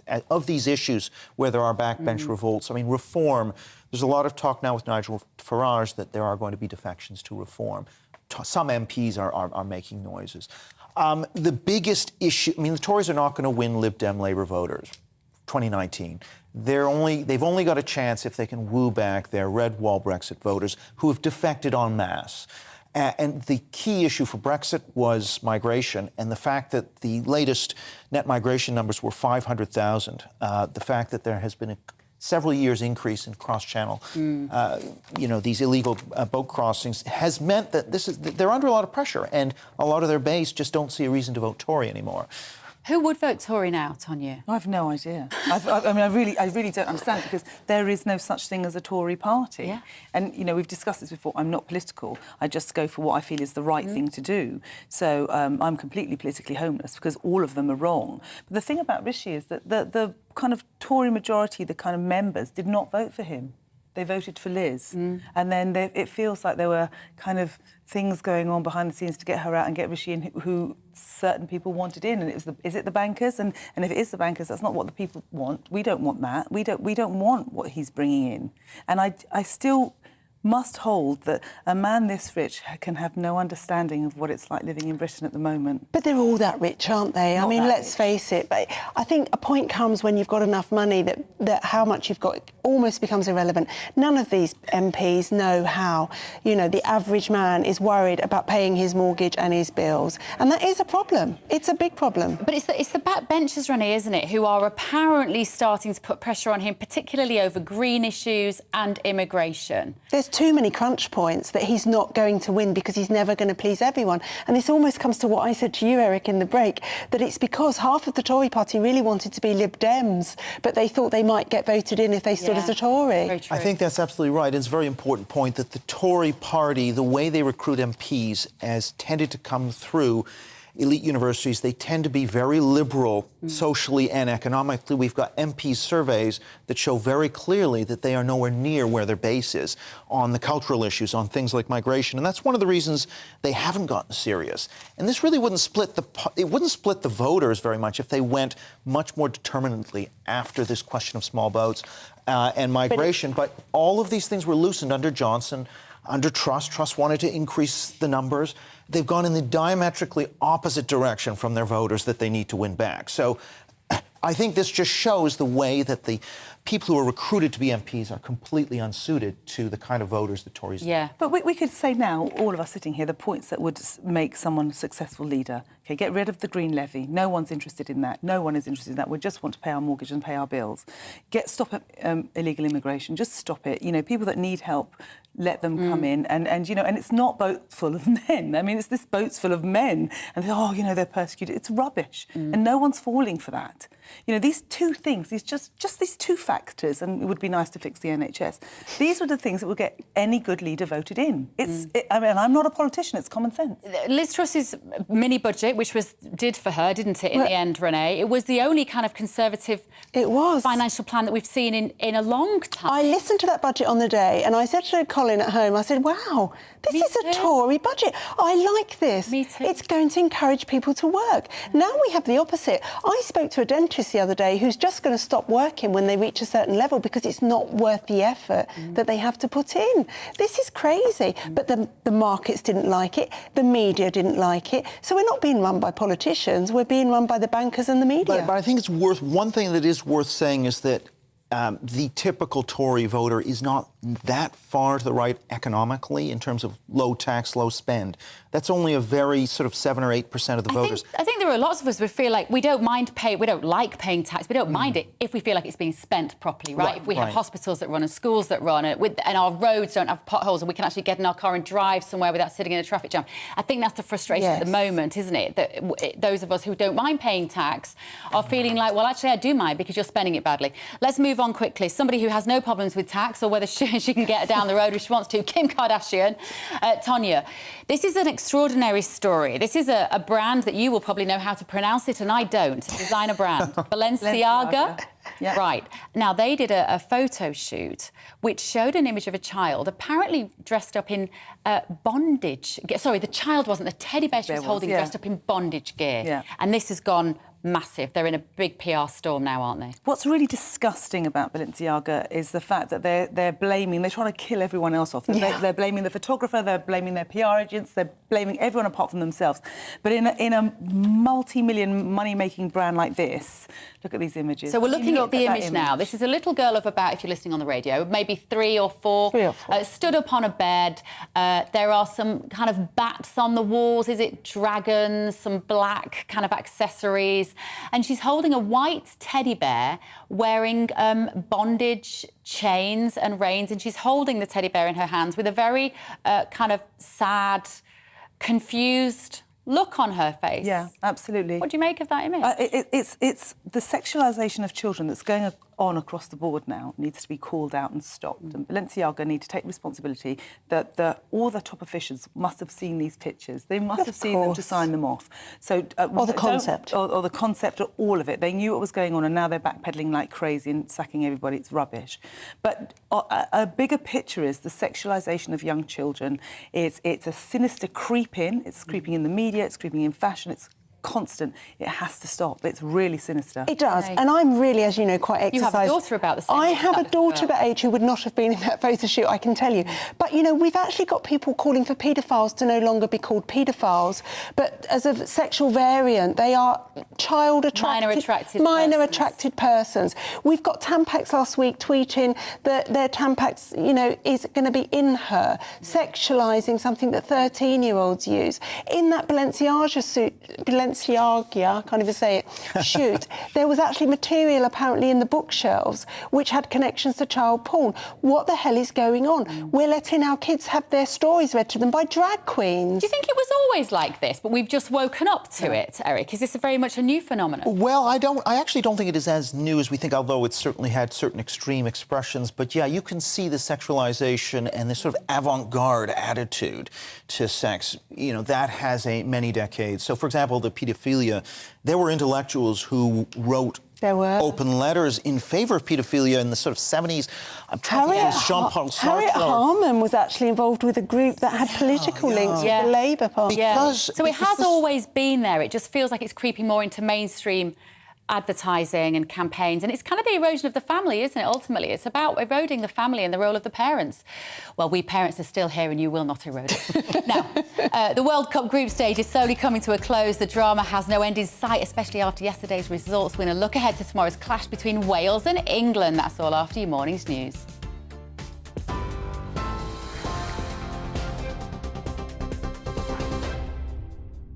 Good morning, it's 11:33. I'm Rosie Wright, keeping you up to date.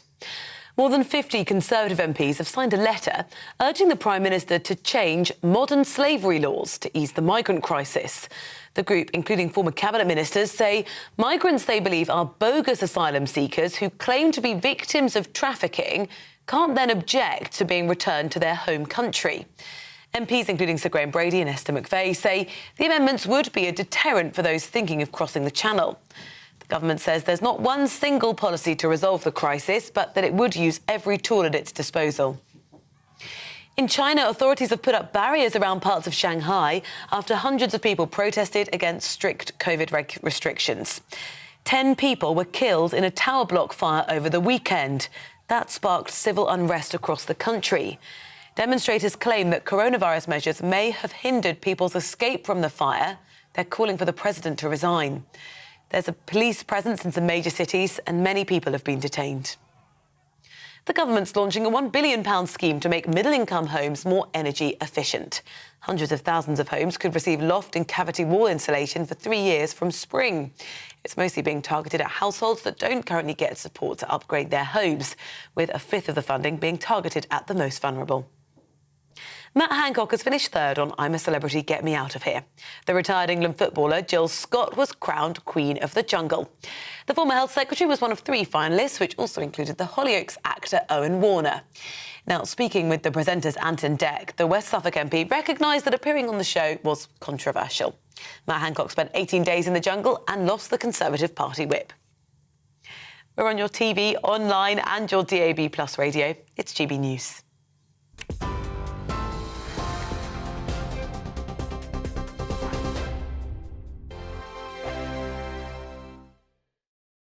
I'm Mark Dolan. Join me at 11 on GB News for Headliners, in which I'll be joined by 2 of the UK's top comedians discussing tomorrow's papers.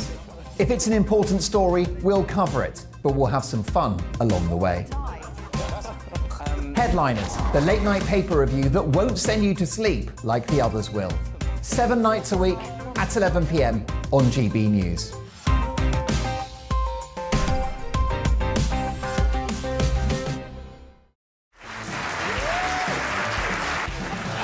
My name is Andrew Doyle.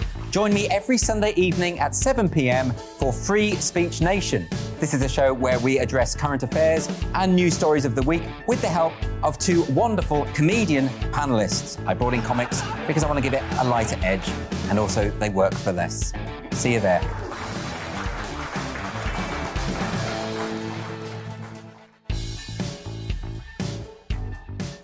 Hello, I'm Michelle Dewberry, and you can join me every weekday 6 till 7 on Jubes & Kerr. Me and my panel will get stuck right into the day's events, and I can tell you, in fact, I can warn you, expect some robust debates, some strong opinions and perspectives from both sides of the fence. It's about you at home as well. I love to read out all of your comments, or at least as many as I can. So join me, Michelle Dewberry, Monday to Friday, 6 till 7 on Jubes & Kerr. I'm Mark White. As GB News Home and Security Editor, I cover those key issues that are so important to you. Our authorities, our communities doing all they can to combat violent crime. With the public services under unbearable strain, why are we still failing to control our borders? Defence, the first priority of any government, has been continually hollowed out. Can we trust our politicians to protect the armed forces? Join me, Mark White, on GB News.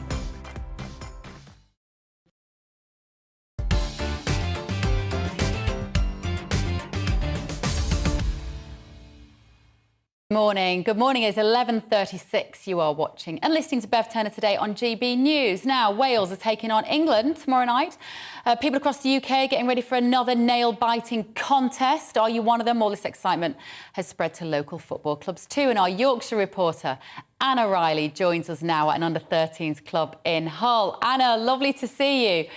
How exciting is this for the youngsters in Hull today? I bet they're all desperate to get to tomorrow night with a bowl of crisps on their knee and watch the telly. Good morning, Bev. Yes, definitely. It's North Ferriby FC that I'm at the moment. It's a community club. It's got 350 members aged from 6 years old all the way up to 74. And there's a lot of excitement, I can tell you, ahead of that World Cup match tomorrow, England versus Wales. And I'm joined by Les Hare. He is the chairman of North Ferriby FC. Les, how are you feeling about the match tomorrow, and what have you made of the World Cup so far? Well, I think everybody's found it fascinating because of the varying results. I think 1 or 2 countries, of course, obviously have found that everything's not going their own way, which has made it absolutely fascinating for everybody watching, and great viewing, of course. And what has it done for community clubs like this? We've got an under-21s game that will be going on between Fulham and Hull behind us now. Yeah, I think obviously a lot of people are attracted to football when you've got an event such as the World Cup. So we've got an awful lot of people involved in the community already involved in football, but there's still an awful lot gets brought and sucked into it because it's on the television every single hour of the day. And who will you be supporting tomorrow? Well, I mean, that's a no-brainer, obviously. That's an England result all day long for me. And what do you make of the team? Well, the team itself, I mean, obviously, it's the best that we've got, and everybody looks at the game of football and England with opinions. Everybody has opinions in football. There's an awful lot of managers out there. Everybody sat in an armchair wants to manage. At the end of the day, I think, like everything, they've got a job to do. They need to go and get a result tomorrow to be guaranteed, obviously, the top spot. They know that the permutations, if they get a draw and the other results they can go through, but in second place, there's all sorts of things. But at the end of the day, I think certainly a result will come England's way tomorrow. And what are you betting? What are your score, do you think it'll be tomorrow? Well, the scoreline, I mean, obviously, can be anybody's guess, actually. But I think England can win that one 2-0 tomorrow. I can't see the Welsh scoring, to be honest. So, a win for England, that's what's predicted? Absolutely right, yes. Definitely. Thank you so much, Les. You're welcome. So, here we are, Bev, in North Ferriby in East Yorkshire with that prediction for an England win tomorrow. Oh, look at that foggy northern air. Makes me all nostalgic. Anna, I hope you're having a lovely day there. Anna Riley there in Hull at an under-13s football club. Now, this match is taking place tomorrow. Let's go over to Paul Hawkins. I imagine there's slightly less fog up there in Doha, is there, Paul? How's everything in Qatar this morning? Look at that. Lovely sunshine, T-shirts on, flags flapping in the background. How's it going? Looks terrible. Yeah, a bit different here.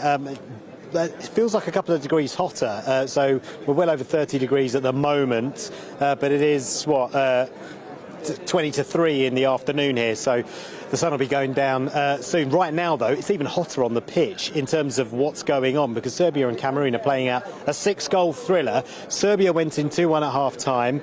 They then made it 3-1. The Cameroonians have hit back twice, so with about 15 minutes left to go, it's 3-3, and either of those teams want to win that one because both teams lost their first round of games. So a really big one going on at the moment. Later on, South Korea take on Ghana. That's a 1 o'clock kickoff your time.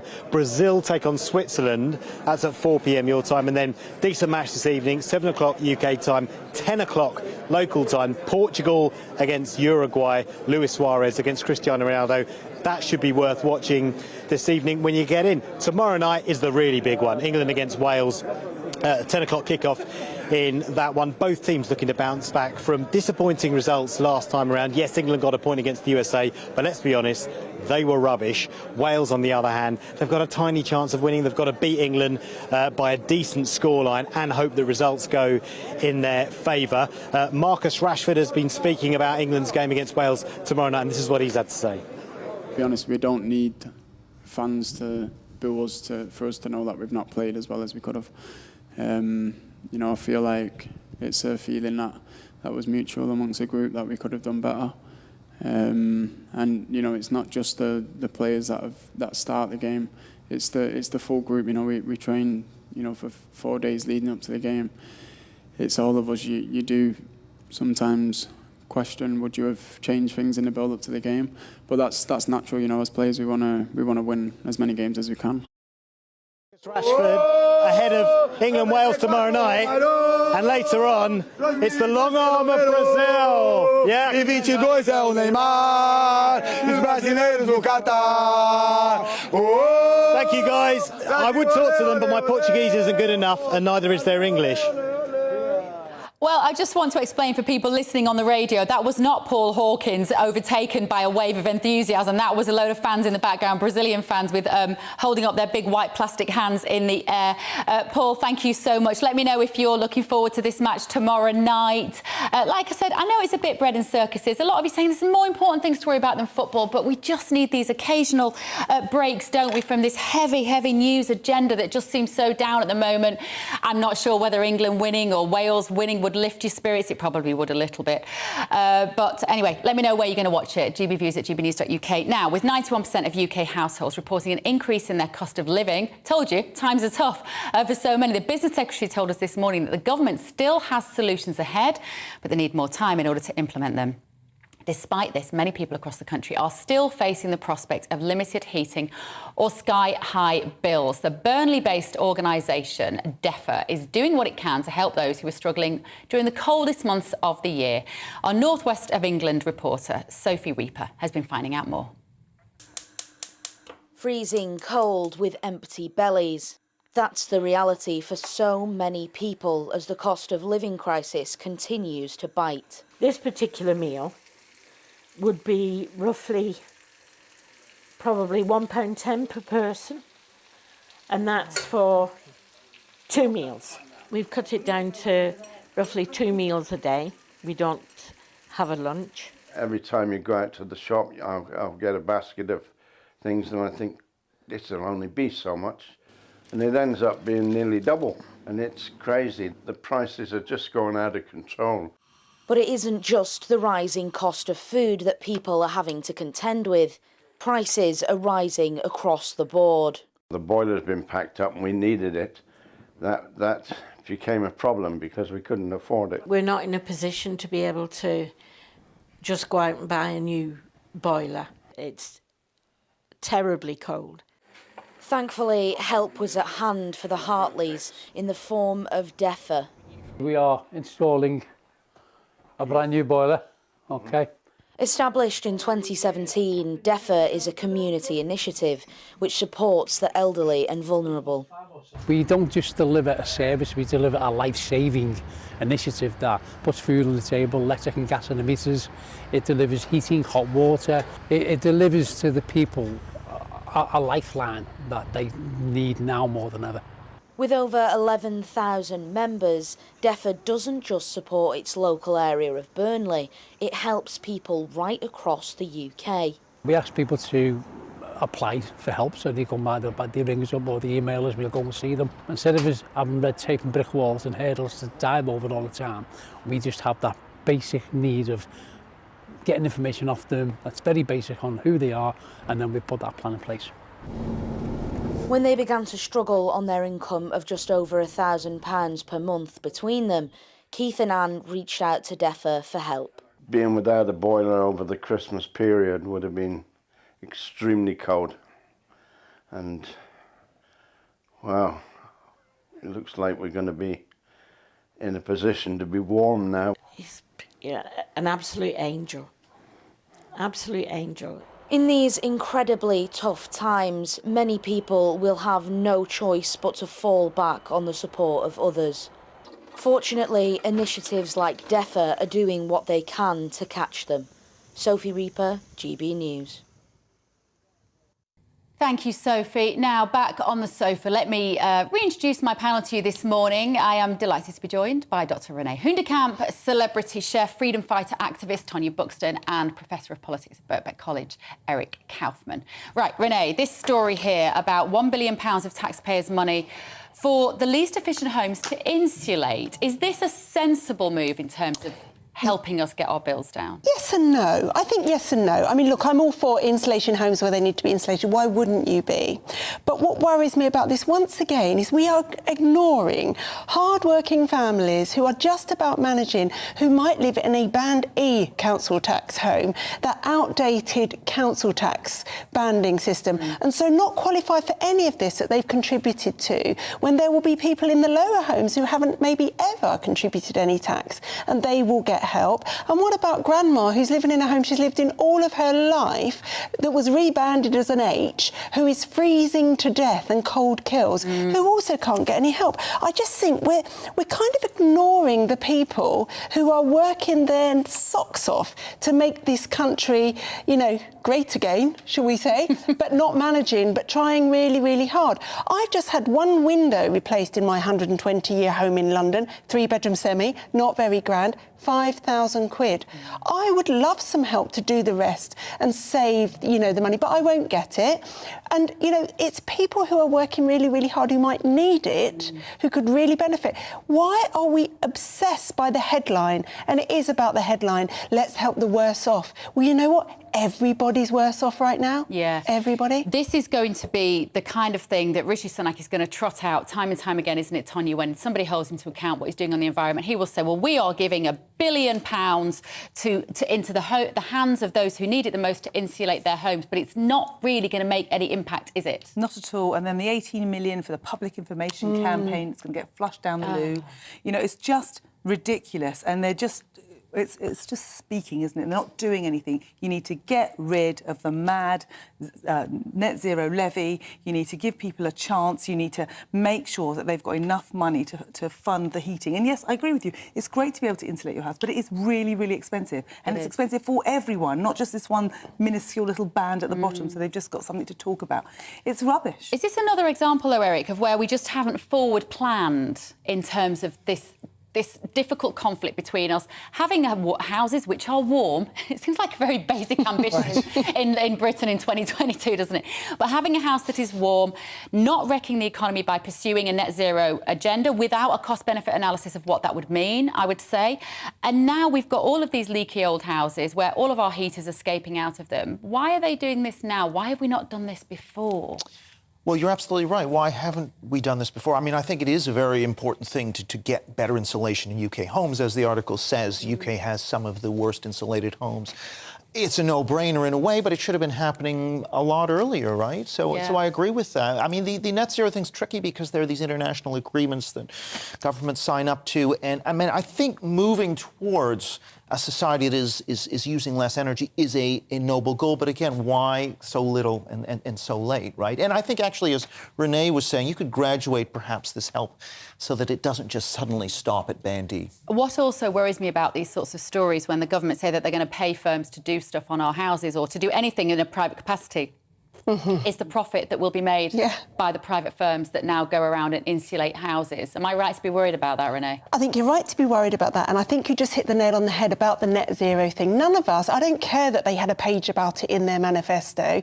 They didn't have any detail about how much it would cost us all individually, whether we would be able to live like we want to live, whether we want to fly. We need a referendum on this, where we spell it out. These are the benefits, but this is your individual cost. Do you still want it? Or do you still want it by 2030, 2050, whatever it is? Yeah. I think also when it comes to the housing situation, this feels like such just sort of messing around the edges, because actually building all new homes, every single new home, should be to the highest insulation standards, and they're currently not. My understanding is that this is because a lot of the investors to the Tory parties run the big house building companies who would just like to do brick and old-fashioned brick, and therefore they're not under any pressure. We need to start this with every single house that goes up, don't we, Eric? Yeah, I think you're absolutely right, and I think that they could also put in new technology and heating as well that would help to. Yeah. I mean, the other part of this is, of course, geopolitical, is not to be reliant on Russia, for example. So part of this is about self-sufficiency in energy. So I think you're right. I think they are a bit behind the curve, and they should have been doing. And you still can't get planning permission for solar panels easily on houses, and regardless of whether you believe that we should be cutting back on our fossil fuels, I don't want to be paying any of the gas companies and electricity bills more than I have to. So if I can generate some of my own power within my own house, I'll happily do that, right? So anyway, we're going to move on. New stories have broken, new pictures have just broken, sorry, of Matt Hancock going to the after party for I'm a Celebrity. We're going to bring them in just a moment. I'm going to come to you, Renee Hunderkamp, first. Because you know how angry he made it to the final, and he's had a great PR renovation like a phoenix from the flames of COVID. He has now risen to the applause of the nation. Have we all gone mad? We've all gone mad. I mean, I've not watched this because I wouldn't anyway, but I certainly wouldn't watch it for Matt Hancock. I am apoplectic with rage inside. I may look calm about this, but I am not. This is a man who was responsible for the deaths of old people in care homes when he sent them back without any testing, and then when he helped institute the frailty score as a measure for whether someone got help if they got COVID. I'm sorry, he needs to be standing in front of a commission, answering for those things, not parading around with his girlfriend in Australia, in the jungle, making sure that everybody likes him and he can get after dinner speaking for 40 grand a time when he's home. What will he do next, Tonya? I don't care, but the main thing is, I'm so disappointed in the British public. I'm so disappointed in the British public that kept him in. The whole idea was get him in there, get him to eat, I don't know, sheep's testicles and all of that stuff, make him suffer and then get him out first. Send the sign. The fact that he made it through to the final disappoints me so much with our... But you see, I have a theory on that, because people like us who do think that there are questions that he needs to answer, we didn't want to engage, OK? We saw that even necessarily by watching the programme, we might be condoning his presence, and we didn't want to get on the voting app. And so I think our lot haven't been involved. Our side of this debate have just stayed away from it, and maybe we should have girded our loins and uploaded the app and voted for Jill Scott, who eventually won it, thank goodness. Do you think that might have been what's happened, Eric, here? Well, yeah, I mean, this is not a show that I'd ever watch, and maybe that's the problem. But, I mean, I do think maybe partly there's this redemption story that people like, although, you know, what's amazing to me is somebody who'd be willing to sort of go on TV after he's been so embarrassed. It just kind of shows you the kind of person that's coming into politics. Yes. You have to have such a thick skin, right? I know someone that knows him, and when this was going on, I was saying, it's all so sinister. Look what they're doing. It's so terrible. Can't they see what they're doing to the public? Can't they see how many kids they're killing, how many people they're killing? And the person that knows him said to me, oh, Tonya, he's just so dim. You have no idea how dim this man is. And what freaks me out is this man was running our country, this dim, stupid man who's clearly not self-aware at all. I mean, look at him, he's gone on there, I mean, I haven't got the words for it. I'm so frustrated by what's going on. I don't know what to say. Well, let me tell you what GB News viewers have said. Nearly 4,000 of you voted in our Twitter poll this morning, and 79% of you are saying that you won't forgive him. Well done, you. We knew that you were a clever lot out there. Yes. What does he do next, Renee? Does he go back to politics? Apparently, his girlfriend has been brokering his media deals behind the scenes. Dear. So he has a book coming out, and I'm sure that a lot of this had a lot to do with that, because people now who voted for him may well buy his book, where before only 10 people would have bought his book, and I know all of them, I can tell you. And then from there, I think he just wants after dinner speaking. He's recreated himself as a celebrity in his eyes, in his narcissistic, thick-skinned way. I think his constituency should deselect him, but the reason they're not deselecting him, Bev, is they know they'd get a Labour MP now, as safe as that seat is. And actually, also, I think there's a lot of MPs that will be a bit myopic and say, well, the public quite like him, we better get him back in politics, and there'll be lots of jokes in the House of Commons about him eating kangaroo peanuts and stuff like that, and we're all just furious. Right, thank you so much to my panel for today. I can't believe it's nearly 12 o'clock. It's flown by. I've got some homework for you this week. Let me know on Twitter, @Beverly Turner or @GB News, who you would like to nominate for a Turner Prize later this week. That's someone who stood up for their beliefs at a cost to themselves, perhaps had a David versus Goliath type victory. Let me know who springs to mind for you. Thank you again to my brilliant panel. I'm going to be back at 10 o'clock tomorrow. Coming up next, it's GB News Day with Mark Longhurst. Have a great day.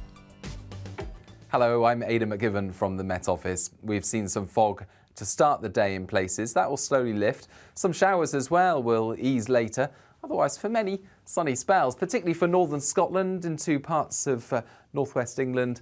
The south as well seeing some sunshine, but West Wales into the southwest of England, especially Cornwall, will continue to see showers during the afternoon. 1 or 2 showers across central areas, but otherwise a good deal of dry weather. But not sunny for everyone. There will be some low cloud and mist persisting across east and northeast England. Where the low cloud in northeast England lifts and breaks, we're going to see that drifting south during the evening, and during the early hours that will tend to sit across the Midlands and East Anglia. Showers along the south coast will continue to affect the far southeast. Otherwise, it's a dry night for most, with clear spells towards Scotland, Northern Ireland, Western England and Wales.